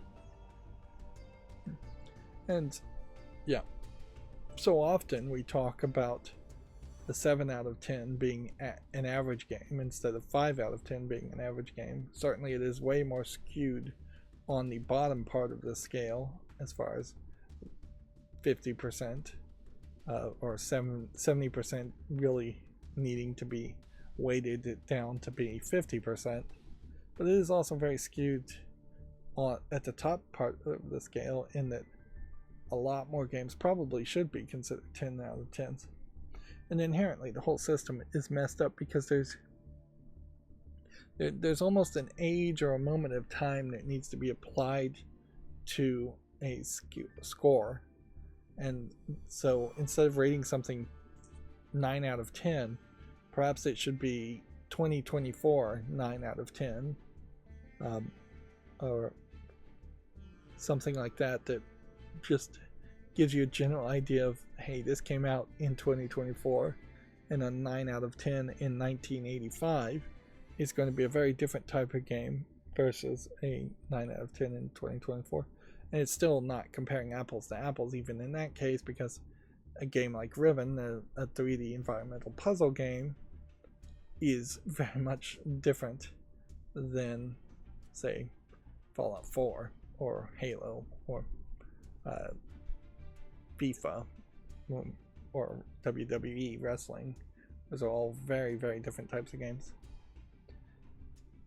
I kind of wish, as I'm playing Islands of Insight, that there was more of a comparison to Myst and Riven in the game, but there really isn't, because the puzzles in Islands of Insight are very numerous but very simple, making the comparison much closer in the way it plays to The Witness, and its visuals almost a direct rip-off of the Talos Principle 1. But yeah, you don't have a big story like Myst in Islands of Insight. In fact, the story seems to be mostly unimportant. You don't have any voice acting. You don't have a character, or really any characters you see at all. They weirdly just wanted to slam an MMO element into it, which I just don't think ever was going to work. Like, I'm trying to review the game fairly and have redone the customization on the character a couple times, and it just doesn't matter. Like, it doesn't matter what character you look like, it's always going to look weird and non-human, intentionally designed to not look human. And it's just always not going to matter or play any role as far as solving the puzzle. There's also a very large split in Islands of Insight, in that you have a lot of tile grid puzzles, several different variants of them, that feel like they're going to take up roughly 45% of all the puzzles you do in Islands of Insight. And then you have a lot of open world puzzles that feel a lot better and feel like they make sense in the open world. But then there are also some action chase sequence puzzles where you have to chase a flying orb, and then they feel just very game breaking because you're using mouse and keyboard WASD to move around, and trying to chase an orb under a specific time limit is fairly annoying. And so anytime I run into any of these puzzles where I have to run around, it just kind of feels like I'm playing a completely different game, one I didn't really sign up for. Bethesda Game Studio workers have formed a wall-to-wall union at Microsoft. The union consists of 241 developers. We kind of knew this was coming. This is another one of these offices that are decorated, I think, way too much. It's nice color aesthetic, nice clean office, but maybe you just don't need a giant statue. Although in fairness, these kinds of Fallout statues probably were used for advertisements purposes. But yeah, we kind of had known this was likely going to happen, and Fallout Studio, I mean Bethesda as a company, is a weird experiment that we're going to just have to see how that actually affects the experience of making games for Bethesda, or if Bethesda ever just ends up releasing and making another game at all. Because one of the complaints always, some of the kind of anti-union, often propaganda-ish complaints that often not based on any real facts or experience, but one of the complaints is that union workers are lazy and they just don't work as hard or work as many hours, and thus things aren't going to get done as fast. And to that I would say good, because that has been the goal and needs to be the goal for the game industry, an industry built around crunch and overworking yourself to death and burning out at age 35 and not working till you're able to retire and not having any family life or any outside work life. All of the culture of overworking yourself to very often not even be credited properly in video games has to be broken down and destroyed. And Bethesda is a good studio to do it at, and I hope they can do that. On the other hand, Bethesda is also a studio that makes Skyrim over and over again, and it's now been, I think, over a decade since the last Elder Scrolls game came out, and every single delay going forward is going to be blamed on the union by management. They're going to slyly imply it's the union's fault that the game is not being made, when more than likely it's just a fault of ZeniMax and Bethesda not running the management and the scheduling properly there. And Todd Howard is a part of that management, so a lot of that is going to be blamed directly on Todd Howard, whether he deserves it or not. Now, what I can say, to get into more of the details here, is that the Communication Workers of America have done a whole wall-to-wall union, which includes artists, engineers, programmers, and designers. So that does mean the management will be less likely to be able to get the designers to not support the artists, or the programmers to not support the designers, or the engineers to not support the programmers. The union here is going to be more united. Noticeably though, the game testers are not being listed here, and I wouldn't be surprised if for Microsoft, I'm pretty sure in Microsoft and Bethesda's case, game testers are actually hired as either temporary workers who wouldn't have as much union protections, or are hired through a third-party company and then fired or let go as soon as they're not needed anymore. Which certainly the longer stretch here is going to be video game testers, who will be the lowest skilled employees needing the camaraderie, the support of artists and engineers and programmers and designers. Voice actors also not listed in this list. Maybe this is an incomplete list, but yeah. This breaks into two different locals, one in Maryland and one in Texas. Texas is called a right to work state, which really just means that the management has the right to fire you at any time it wants to without cause, but it is often sold as the unions cannot force you to join the union in Texas. I'm not sure about Maryland, whether it's a right to work state or not, but yeah. It's maybe going to be a little controversial to say this, but you're incredibly stupid if you join a company with a union and then you feel begrudged because they're taking somewhere between $5 to $30 out of every monthly paycheck for union dues.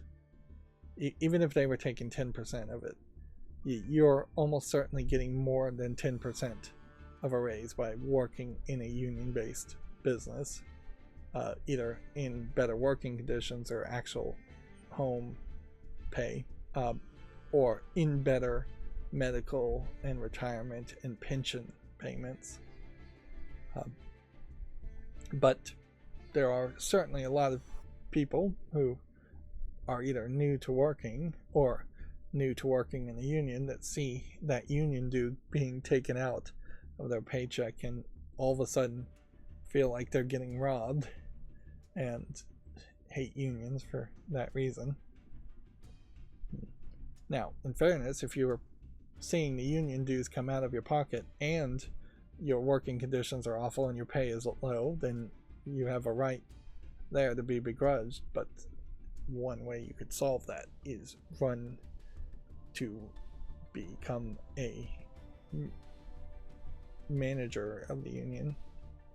I don't know what the right word there is. Run to be like the president of that local, or contribute in some way, and then you can run the unions better. There is a weird separation here that it even has to be different local numbers, but I imagine each state requires that. And certainly a big reason that we're seeing unions finally make some progress in the video game industry is because of just the massive amount of layoffs that have happened. Arcane Austin being shut down, Tango Gameworks, Alpha Dog Games laying off over 1,900 workers. And certainly Microsoft probably saw this coming, and that's why they were laying off workers as fast as possible. And this is always just the next step, or the first step in a lifelong battle again of unions versus management exploitation. So we will more than likely see more happen. And it definitely seems like Communication Workers of America, once mostly a union for people working at phone companies, is finding a way to maintain relevancy by shifting over to a different kind of technological industry. They probably need to change their name at some point, because increasingly there's going to be fewer and fewer members that are communication workers, and it's just going to probably be better to change your name to something like Technical Workers of America, or just Workers of America, if they could get that title. Skull and Bones, I'm not sure if this is big news or not, is coming to Steam in August. Like, in a weird way, this is kind of big news because it forces itself to be big news, for as much as Skull and Bones has been talked about, but I'm not sure if it actually is big news. Perhaps this highlights that Skull and Bones is not doing as well as they would like, and so getting away from Uplay and the Ubisoft service is perhaps a slightly desperate move on Ubisoft's part to get more income, more of a fan base.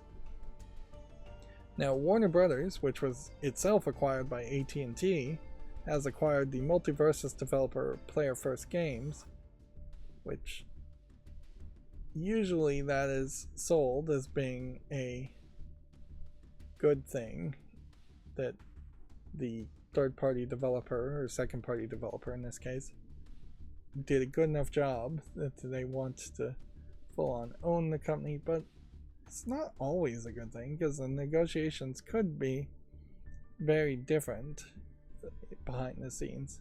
It could be very much Warner Brothers as a publisher said, we're not going to give you any money for the next game that you want to develop unless we get in trade 100% ownership of your company. And acquisitions never really work out 100% for the company getting acquired. We've seen that over and over again. So this probably is kind of a bad thing, and we probably will see some kind of redundancy, some kind of layoffs. But they certainly will try and sell this as a good thing. And they will try and sell it to say Multiversus is a massive success. And I'm not sure if it really is. Remember, Multiversus was shut down and then brought back. So, if anything, I think this is probably a case where things are going really bad for Player First Games, and they are just desperately agreeing to be acquired by Warner Brothers in particular, which is not a good sign, because it's very questionable just how much Warner Brothers is going to care about games in the first place now that it's owned by AT&T. There's just so many layers of management and so many different managers who could cancel a project or just not care about projects and not fund them. That, yeah, Warner Brothers' main focus is definitely not video games. AT&T's main focus is not video games. And then Lightspeed Studios has opened a new facility dedicated to mocap and virtual production. The new building is already being put to work for their upcoming RPG The Last Sentinel, which was also brought on Troy Baker as a performance director. So Lightspeed Studios feels like it is potentially going the route of Hellblade's Senua's Sacrifice, in that it might shift its focus more to doing just mocap and virtual production and be more about that kind of animation than actual game development. Although I am certainly going out on a ledge assuming that it may just be that they needed to grow and so they grew. But yeah, I generally would say this probably isn't big news, but it did remind me to say I suspect we will see several companies decide that they're better off not making the game part and more just focusing on the animation part. And even Hellblade: Senua's Sacrifice, as the company making that, I think would probably benefit from going in that direction, and not bothering to even make the gameplay elements. Microsoft is in a unique position there, since they own the company that makes Hellblade, in that they could just make that company make all the animations for all their games: Halo, Call of Duty, Gears of War, Skyrim, the next Elder Scrolls game, Starfield. You know, they certainly could go in that direction. I'm not sure if it would work, but it's a thought. If everybody was using the same engine, theoretically, you have a pretty good level of separation there, in that somebody making a bunch of animations and cutscenes doesn't really have to integrate with the game engine at all. So somebody else could just make a game and then be handed the animations at nearly the last second before they go gold with the gold master version.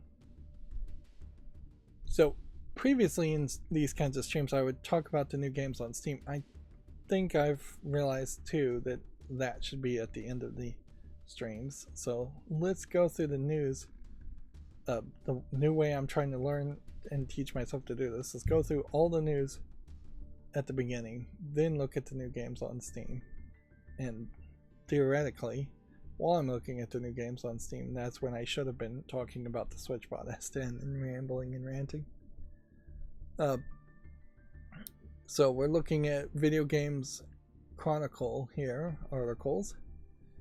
My macro did open all the tabs this time, but opened it in completely the wrong window, so yeah, there's still a lot of weirdness there. I don't know what's going on, and I don't think there's a way for me to fix it. But yeah, the voice cast is listed here, I guess. It's probably pretty silly to get hyped about a voice cast though, considering they could do a good job, they could do a bad job. For me personally, they might do a great job doing voice acting, but they may be given terrible lines to read, or terrible dialogue written, and so that would just ruin that.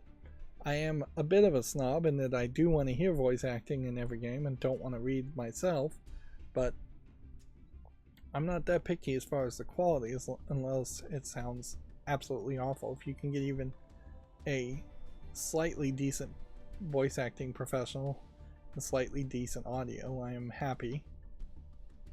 A new special edition Xbox controller is reportedly launching last month. That can't be right. That almost certainly either means the last month of 2024 or next month.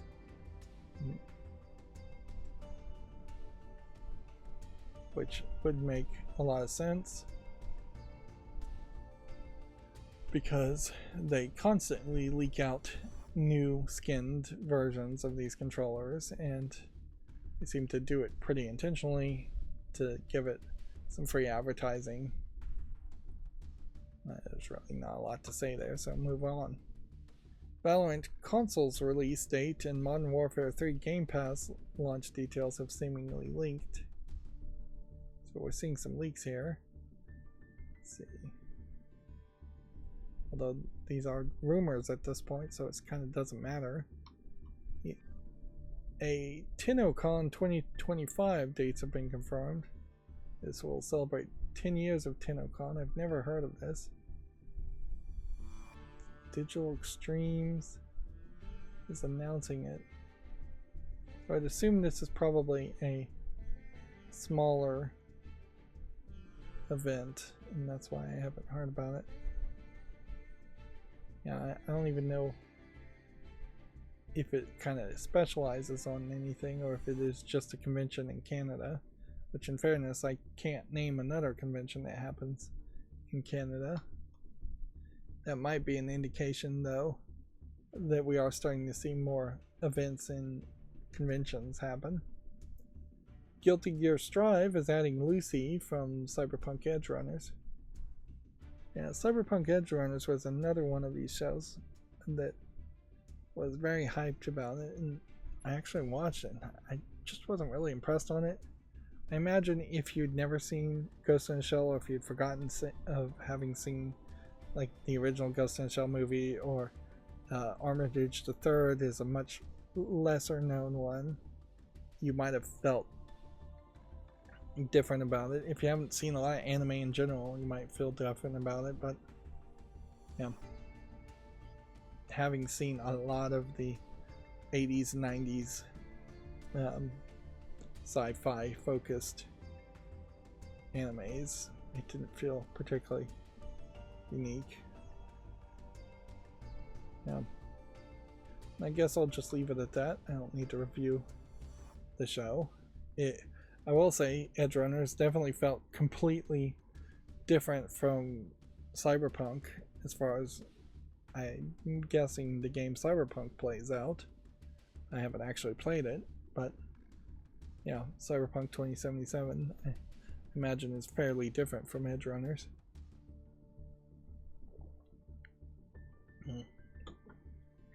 Capcom is showing off gameplay with Terry Bogard in Street Fighter 6. That is a name that is, I believe, recognizable. I'm not sure it's a name people actually care too much about. And the same sentiment can be said about Heihachi Mishima coming to Tekken 8. It's probably fighting game season again if we're getting all these announcements. Final Fantasy XIV players can visit Gongcha bubble tea stores to earn in-game mounts. It ends and runs until the end of August. I would assume Gongcha locations are in Japan, maybe other Asian countries.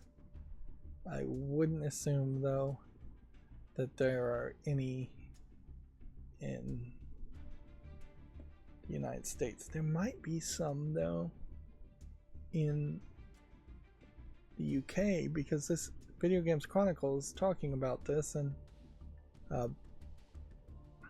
they're UK based. There's a lot of story of people choking on bubble tea, on the taffy balls in bubble tea. It's slightly dangerous. People have literally died doing that. Of course, people literally die choking on pure liquid, but why increase your risks? You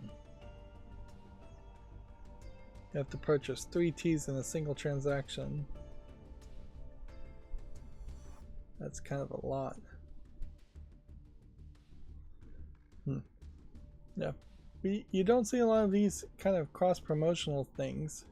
There definitely could be a lot of that. You can see McDonald's and Burger King all in the United States giving things, and there have been in-game items before given away for purchasing food, but yeah, I don't know if they figured out that there was a small rate of return from all of that, or it was just kind of pointless to do.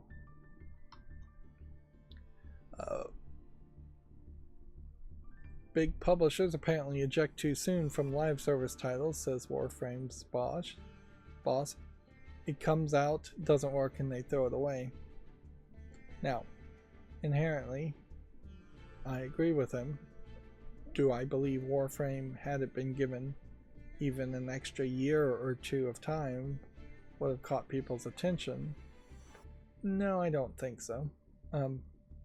Inherently, I think the big publishers probably have the numbers to back it up to say, hey, if something doesn't catch on in the launch window, you are not going to recoup anything by keeping it around. Weirdly, though, they are not taking that logic to the next step and saying we shouldn't make live service games in the first place because of this problem. But yeah, inherently, almost all live service games are also multiplayer games, if not MMO games, or at least player versus player games. And so they get tied down to those other aspects. Whereas if you made a live service game, but then anybody would feel fine to start playing it at any point in the future from scratch, that would work better. And that's some of the ideas as far as having seasons in things like Diablo now, where new players can start and they won't be completely overpowered. I play the mobile phone game Memento Mori. That is a live service game. One of the ways it tries to keep its player base close to each other, both the whales who spend a lot of money and the free-to-players like me who spend no money, is that Memento Mori, when there's enough players on a server, decides to start a new server, and then everybody would have to make a new save file and start over from scratch on that new server, or you just continue playing on the old server. Most people would probably just continue to play on the old server, and at some point Memento Mori is potentially going to merge servers back. So the first couple of servers, which are now old and have very few players, will get merged together, and then that'll increase the player base. So they can just kind of manipulate the player base that way by just having servers in different instances of the same experience. As a gamer though, I still have this feeling that live service games overall are just a bad concept, and I just don't want to see them. I would much prefer games to simply have occasional updates or DLC, but not use the phrase live service, which is inherently stating that you plan on just constantly adding content to keep people playing, probably because your game has microtransactions. Most people wouldn't make a live service game if it didn't have microtransactions. I would rather love big transactions, macro transactions in the form of DLC expansions. SNK is bringing SNK vs. Capcom SVC Chaos to PC, Switch, and PS4. This must be a spin-off fighting game for some kind of device called the SVC. Nope, it was released in arcades. Well, I've never heard of the SVC Chaos. If this screenshot is from that game though, it just kind of looks like it is a SNK vs. Capcom game. Warframe 1999 release window has been confirmed at TennoCon 2024. So at least, I guess there was an announcement here. This is another great example of just like bad costume design. The heads here are pretty awful too, but the costume here looks awful. It's not very colorful, it's not very varied. It's weirdly crotch centric. Just, you've got kind of almost like a diaper like look to it, the hips and the angles here. There's a lot of room, I think, in game design to at least hire a few fashion creators to make suggestions. But yeah, this neck is way too long, and this is just terrible character designs. And that's about all I care to say about that. Samurai Jack is joining Multiversus next week alongside Ranked Mode. Wow, it's kind of late for them to be adding Ranked Mode. Beetlejuice is also joining the game this season in time for the Beetlejuice 2 movie.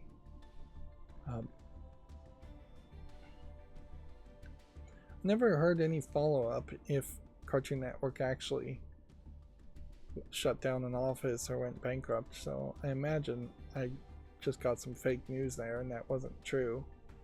But yeah, also would have to say I can't name any new cartoon from Cartoon Network or even Adult Swim because I haven't watched that channel in probably 9 years, so it's probably not doing that good. Of course, that may also just mean I'm old and shouldn't be watching Cartoon Network. Although, in fairness, if you sat me in front of a cable TV and I had to watch something, it's either going to be something like Food Network or Cartoon Network. I'm not going to like much of anything else there.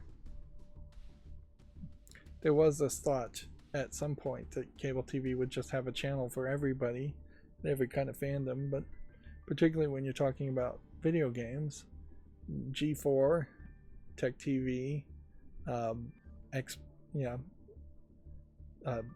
with XPlay and all of that failed fairly quickly, and definitely proved that you can't actually have a channel on cable TV setups for every fan. You can have a channel for every type of fandom on YouTube.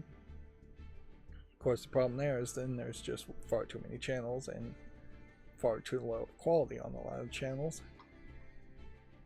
Soulframe gameplay debuts at TennoCon 2024, so there are some announcements happening at this event. Just has slipped my mind. I've never heard of it before. Probably have and just forgot it. And then we already talked about Bethesda workers voting to be the first Microsoft game studio to fully unionize. I wouldn't be surprised if we see that happen in a lot of other game studios. By the way, I talked about in the previous stream that Tim Sweeney of Double Fine was going to be on a podcast from Second Wind. Second Wind, I realized, was actually the Yahtzee Crenshaw affiliated group of people. Escapist was the name of it, which I think even the name Escapist was video game reviewers leaving another company, so they've escaped a couple times. So this may really be their third wind, even though they're calling themselves Second Wind. I listened to the whole podcast. He didn't really say anything that interesting. It's kind of a waste of time. But yeah, there's just the most interesting thing he said is that he is actively working his way to always recognize that his experience was an experience from years ago, and that he has no idea how people would get into the game industry these days, or how game companies would be formed these days. He did say that Double Fine is working on something new. They talked about Brutal Legend for a little bit, but they didn't really say anything like there would be anything new from that, which almost certainly won't be, particularly now that Kyle's quit the band. I think that's the reference to make from Tenacious D. But yeah, with the controversy of the other member of Tenacious D, Kyle, popping up, I don't think Double Fine will be reaching out to Jack Black to do anything. And frankly, even if they had reached out to Jack Black to do something for Brutal Legend, he would have probably just been too busy and not taken the call. So yeah, Double Fine can make something new, or is working on new things, possibly several new things. Good for them. Double Fine is probably a good example of a company under Microsoft that should be the next to unionize if they are smart, because the smaller, more niche fandoms are going to lead to less sales. Frankly, it probably should just be a mad rush for every single Microsoft studio to unionize as quickly as possible before they get laid off by Microsoft. Anyways.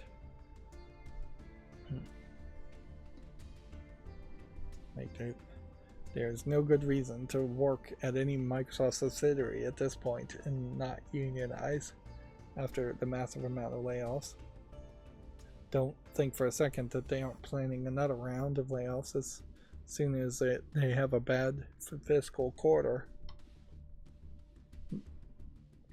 And on the other side of that, Microsoft is fighting against the FTC, calling it wrong to say that the Game Pass has been degraded. The quote here is, "It's common for businesses to change service offerings over time."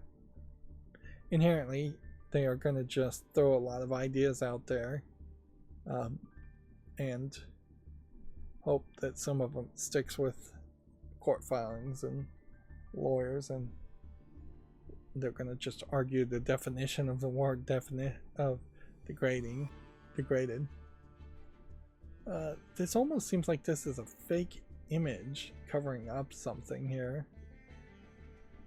But yeah, I don't even know what this is. This looks like some kind of event.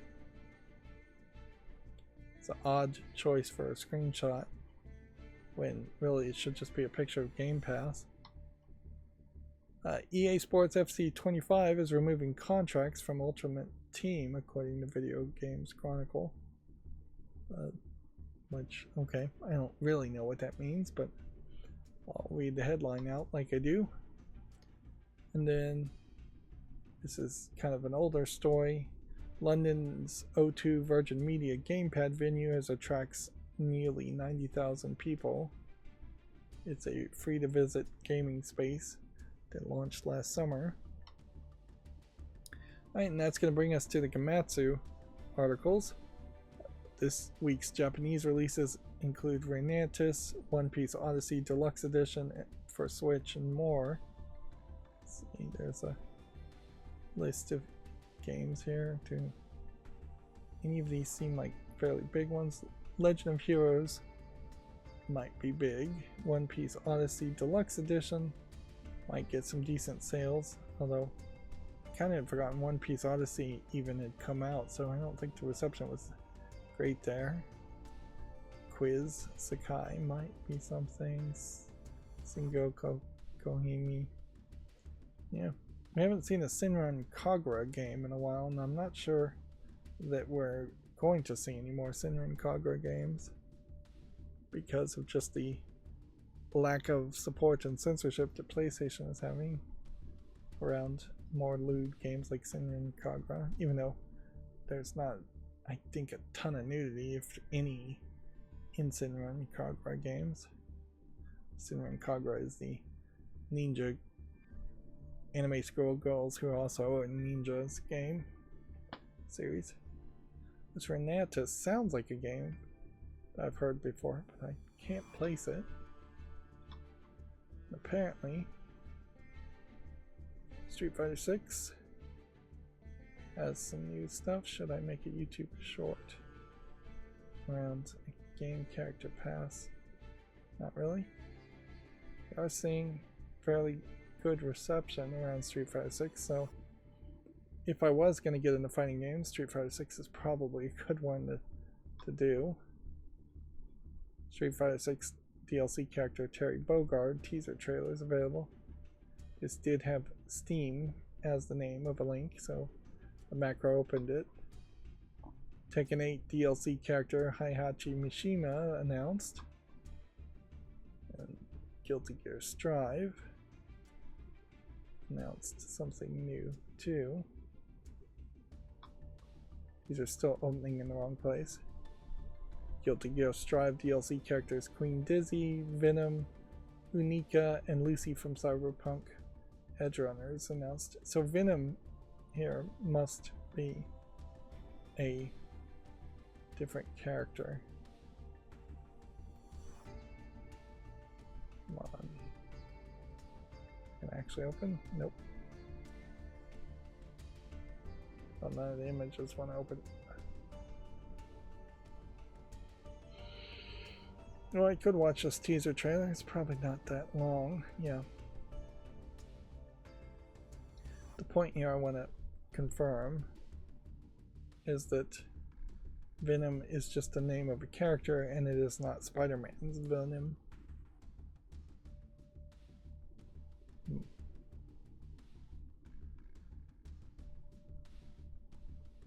Let's see. I do think that there was a follow-up on more politicians making hay in Japan about opening investigations against Ubisoft for the misappropriation of the cultural history of the character, the African ninja, in their new Assassin's Creed game. It does seem like they actually have opened up a investigation. I suspect it's not really going to go anywhere, though.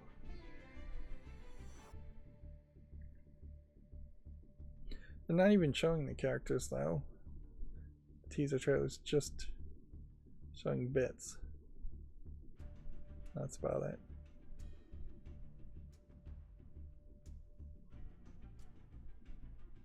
So yeah.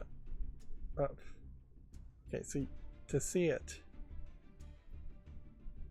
you would have to get just the exact frame. I can't get to that exact frame. Okay. So, All I wanted to know is Venom Spider-Man's Venom? Here we can see Venom. This is obviously not Spider-Man's Venom. So, a lot of work for a little reward there. Grand Blue Fantasy vs. Rising also has something new apparently. Yeah, it definitely feels like either these were all announced to schedule at the same time, or they just are competing against each other and making announcements at the same time. So, DLC character Versusia launches August 12th with Vicala and Sandalphon being announced. I'd assume that this is Versusia. This is probably Vicala. Be my guess. Do have very wide differences as far as just the animation style and the color palettes here between those three different characters. Yeah. Fate Extra Record sneak peek trailer and news is coming August 4th. Under Night in Birth 2 says Celeste DLC character Uzuki launches July 25th. Uzuki, perhaps. Looks like she's a spooky Halloween type character. Not sure if all the characters are that way in that game. Here we have Multiversus, which we can see in the last 30 days. It's 40% positive. So it's not like Multiversus is doing great. It's talking about Samurai Jack on July 23rd and Beetlejuice later in Season 2. Fatal Fury City of Wolves. Let's go ahead and put this on the fall list because this one isn't already on the fall list. Yeah, this feels like this has to have been in some way around EVO, because EVO in my mind is such a big fighting game event. Yeah, Fatal Fury City of Wolves is adding Kevin Rain. I need to move that all the way over to the other side if I'm going to keep that one. SNK vs. Capcom SVC Chaos announced for PS4, Switch, and PC. They don't have a Steam link for that one apparently. Soulframe, Tenacon gameplay and screenshots. Wow, so it's like an actual soul inside the frame. That is not what I would have expected. That looks weird enough that I do want to just see this trailer. Now this is part of a super long stream and it's starting at like 35 minutes in. So yeah, and it goes from 32 minutes to 52 minutes for the whole gameplay. I'm not going to stay around for that much. Let's just watch this intro video. Now, I still don't know a thing about what kind of game this is. If anything, it would make me think it's probably something like a Dark Souls game with perhaps a concept of jumping from body to body or frame to frame. It is kind of interesting that there isn't a boss rush type game like Dark Souls that when you beat the boss you can be the boss. There are definitely games where you beat an enemy and you get like their armor or their weapon, but yeah.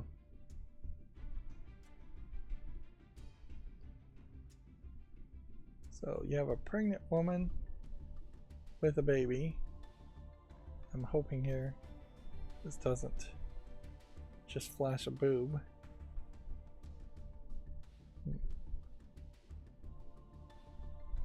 Interesting. So I was definitely not expecting this. There's a whole dialogue selection there.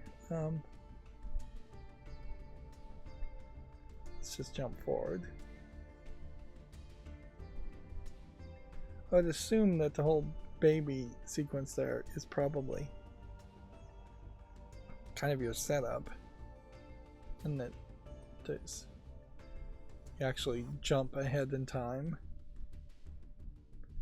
Yeah, there's a whole bunch of ghosts.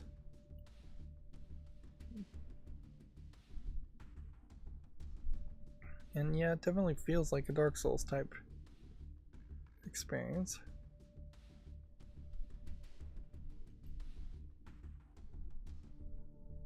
Okay.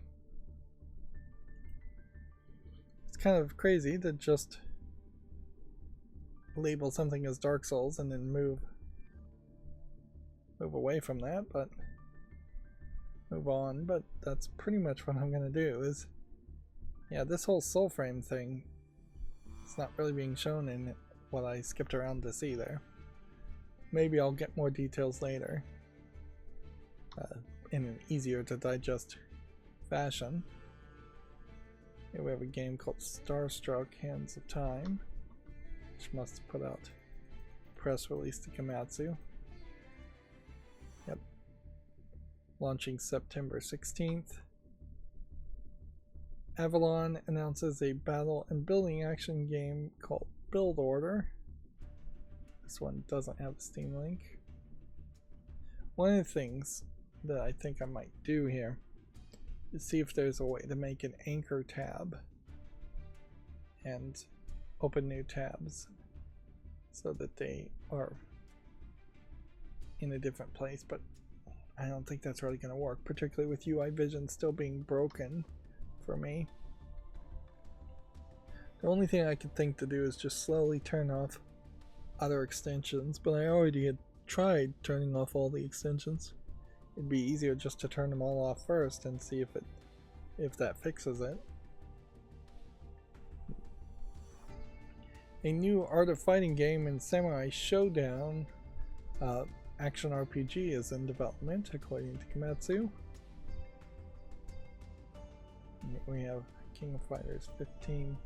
This is from 2022.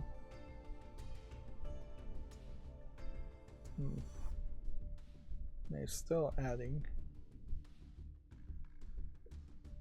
characters 2 years later. And that's a weird situation where actually making a new YouTube short makes sense even though it's a fairly old game. Alright, and that's going to bring me to the GameDeveloper.com articles, which we only have 6 of those. Towers and Titans developer Rumble Games has shut down in ruthless pursuit of profit.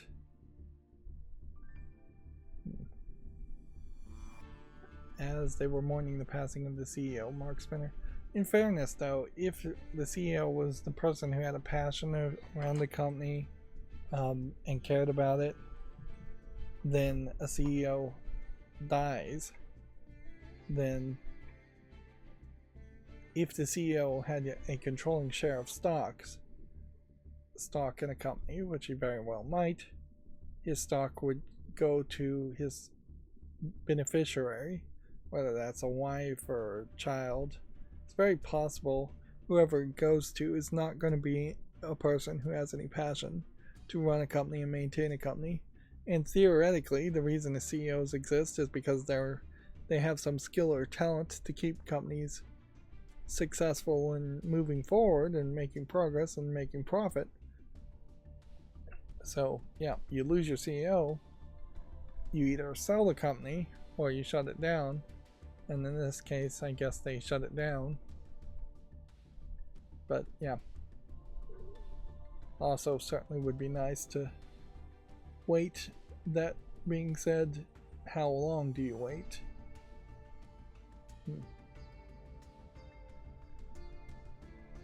Yeah, I guess we'll just kind of leave it at that. We'd already talked about SAG-AFTRA authorizing a strike,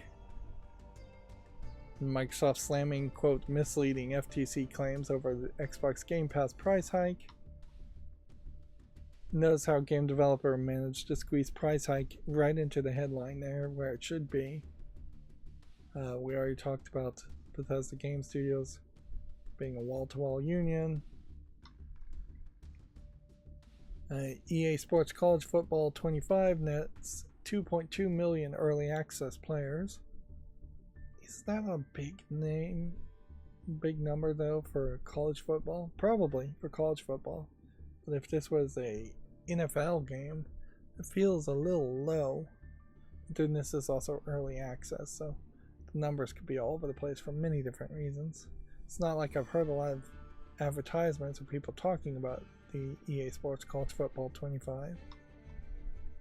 And then this is old news. Paramount Plus killed the Halo show, but Xbox is going to try and save it. I don't know why they're even going to bother. As far as I heard, I never personally was even going to have any interest in watching the show because I haven't played the Halo games. So why spoil the Halo games in a worse fashion watching a TV show based on it until at least I've played the games?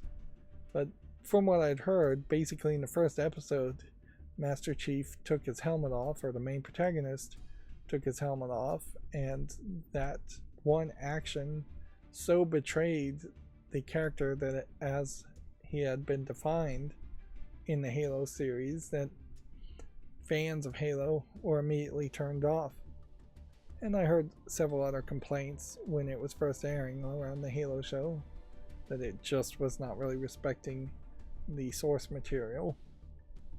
So no surprise that nobody's really mourning the loss of the Halo show either. And inherently it should be killed off. When you look at the success of the Fallout TV show and you see that you're not getting that success with the Halo show, you should just give up and try something different.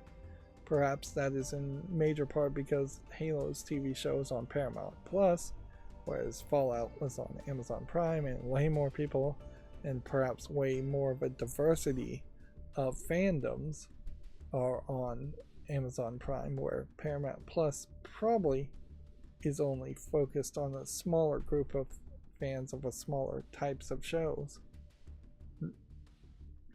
And from what it feels like to me, from what I'm hearing, rumors and speculation wise, even like Disney Plus is not really working, and that we very well may boil back down to just Netflix and Amazon Prime. Apple TV will probably be around. They announced a second season of Severance. I'll want to watch that. And then Hulu might just go back to being a good service, because you might just see things like Paramount Plus and Max all end up back on Hulu to have any chance of competing. Or you may just see Paramount licensing shows to different services like Netflix and Amazon Prime. Right. So I think I'm in the wrong place here as far as looking at all the new games that have come out. Yep. There was an extra tab that got put in the wrong place here. King of Fighters 15 DLC characters Mature and Vice have been announced. This is from Gamatsu. Okay. So yeah, I'm still seeing the flickering. And I kind of am seeing it both when I'm playing Islands of Insight, and I'm seeing it when I'm looking at games on Steam. So I do think it is my third monitor just causes some level of lag. I would have given this game a chance, but early negative reviews. I guess this is inherently also a demo for something in the metaverse.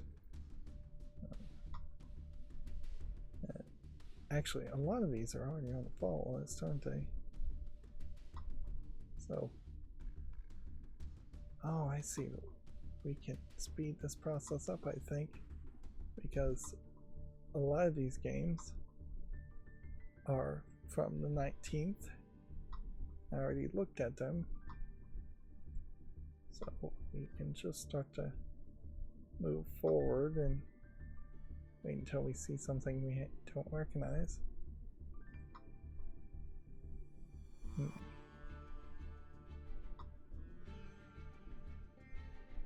Yeah. Really, I can just go forward until I see something that I care about.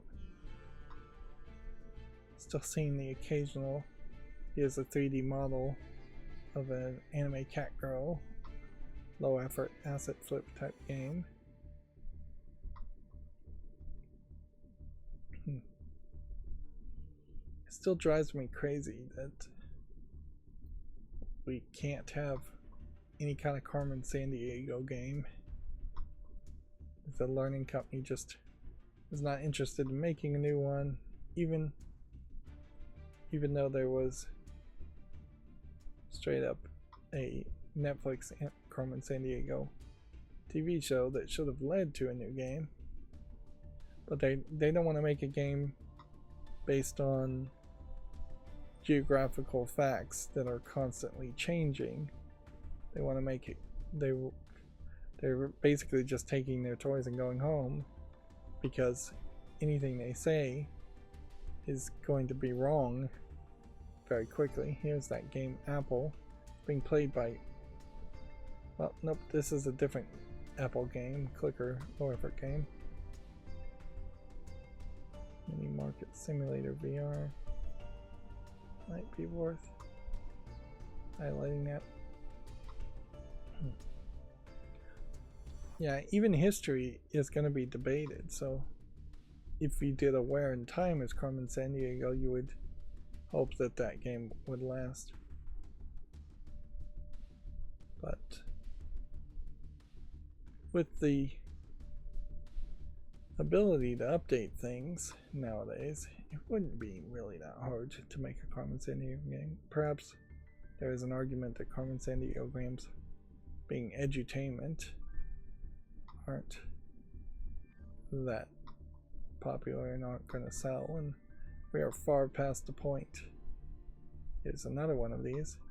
It's almost certainly the same group of people doing it. This is a Japanese only kinetic visual novel from the looks of it. Usually, even in Japanese games, though, they don't write things in Japanese style, right to left, top to bottom.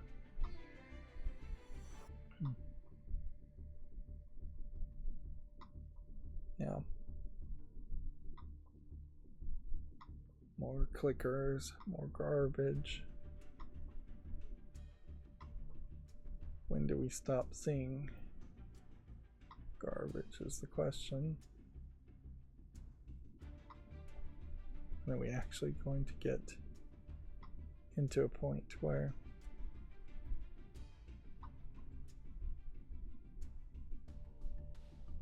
this looks like Candy Crush? It's kind of funny there isn't a Candy Crush clone, or just an actual Candy Crush port on Steam. Although you definitely would be late to the party if you made a Candy Crush. I think that was a Human Centipede game.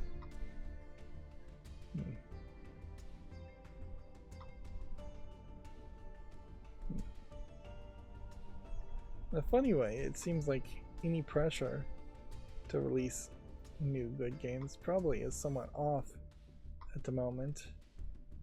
The fighting event is, the Fighting Fest is the next big thing, so you would expect that there'll be some new fighting games being announced, but that's kind of it. Everything else can kind of wait until we get closer to November.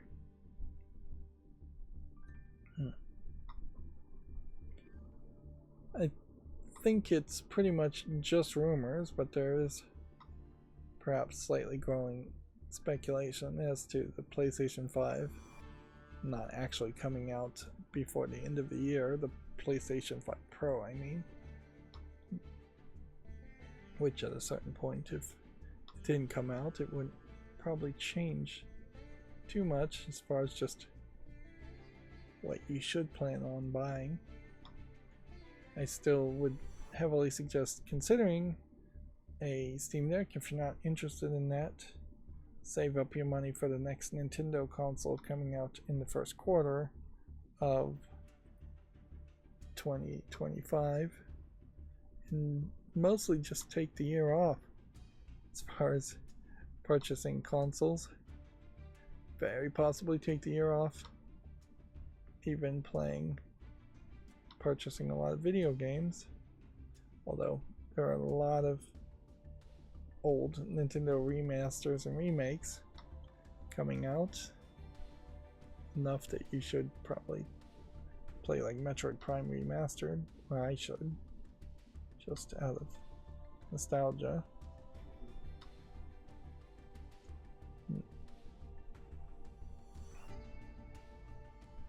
Find the difference. I'm gonna give this one a chance just because it does look like it might be something more than just a hidden object low effort game. A lot of these games that still just have way too low of quality.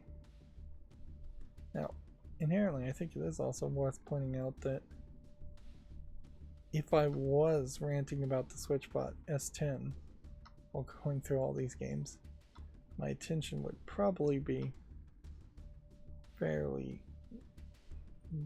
distracted. Arcade style sorting game. Give it a chance. So, I guess the question is, how much attention do I really need? Man, that looks gory in stills. In actual playing, though, I wonder what it's actually going to look like. Seeing a lot of gory horror games. We're seeing the beginnings of what I imagine would be a lead up into October. I still really haven't dropped the ball as far as scheduling anything, so with that, at any point, so I could run out of content airing on my channel, and I don't think I'm particularly going to try to do anything for October as far as horror games. That thought never really led to anything. If I want to play a horror game, I'm just going to play a horror game. I'm not going to try and lock it into October. In general, I was, I guess, just a lot more ambitious about trying to have a schedule and maintain a schedule on YouTube, and none of that seems like that really mattered at all. Alright, well, with that, as I guess a reward, we should try to play one game, and then I'm gonna call it for the day as far as Yu-Gi-Oh goes. At a certain point, I probably should be playing ranked instead of the XYZ festival. The experiment here will definitely be is that the level of players potentially going downward as these events go further. That tends to be what happens, is that the better players make it to the top of the rank, or are just generally finished with the event, and so they stop playing and go back to playing ranked, whereas the worst players are left behind to play against each other. Since I'm slightly better than most of the worst players, it then gets a little easier. While we're playing, I will scroll down my Twitter feed.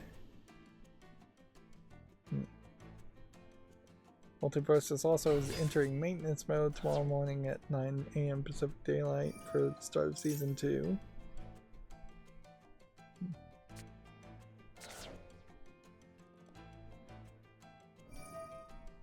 Yeah.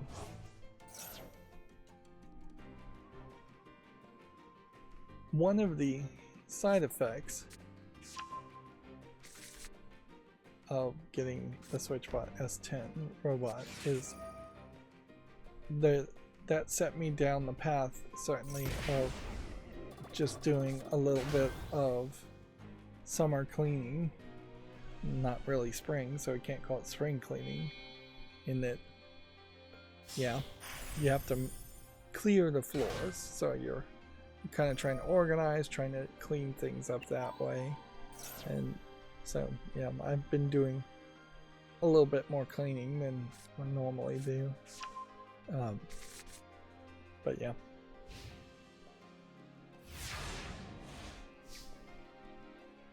Inherently, I wouldn't be surprised if next year at CES you also see a auto mopping robot that connects to the baseboard of a dishwasher. That would make a lot of sense as far as just the water and the water and the dirty water and the clean water.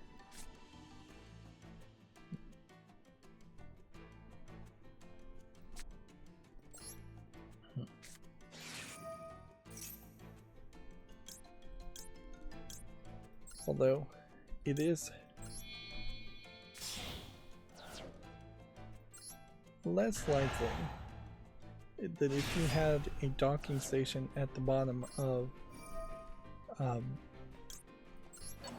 dishwasher, that you could get rid of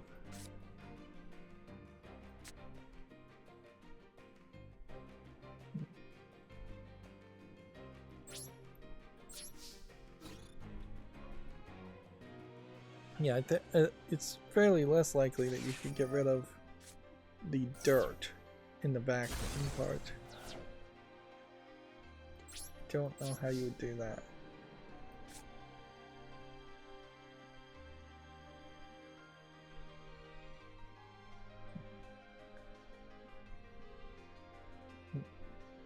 I'm just gonna end the turn here. Yeah.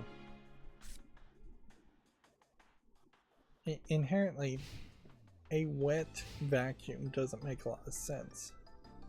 I had a wet vacuum, or to say my family had a wet vacuum probably a decade or two ago, and it didn't make a lot of sense too, because the dirt just turns into mud and clings to the edges.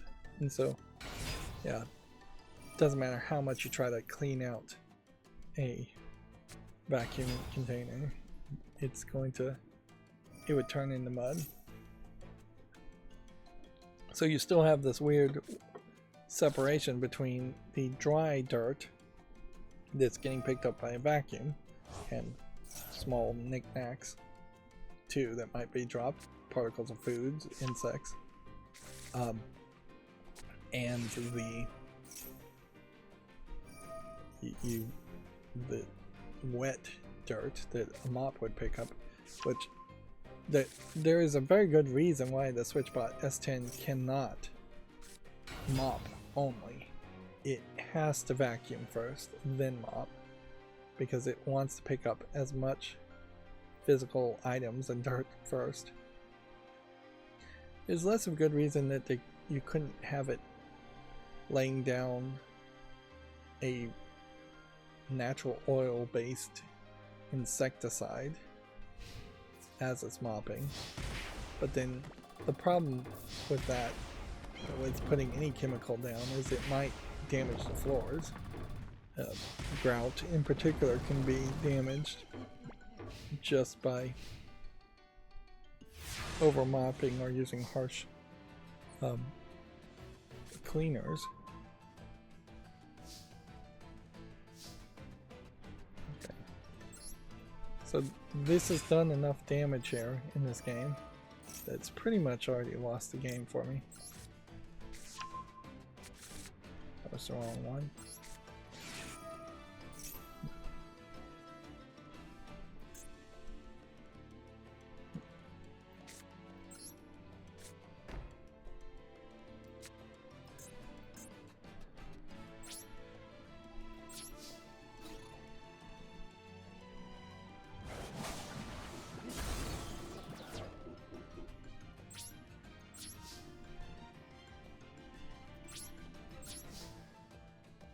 So yeah, I've lost the game here. I don't care to play anymore.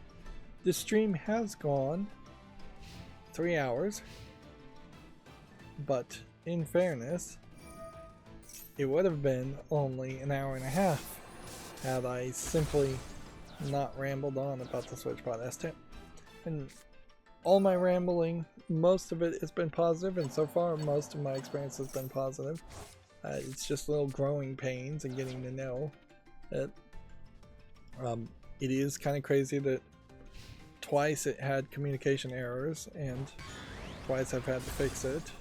It's kind of crazy that it shipped with the battery being miscalibrated and got the information totally wrong. But yeah,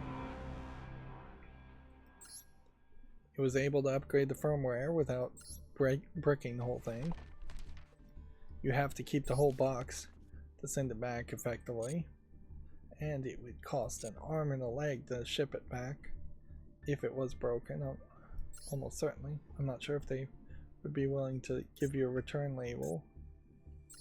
Warranty on something this expensive is going to really change things. Alright, well, increasingly I'm uninterested in playing this game, so I'm gonna call it a day. That's gonna be it for this recording. I guess this would have been a really long stream had I actually had to take a bathroom break today. Anyways, as always, I ask you to like, share, subscribe, comment, and keep on watching. Thanks.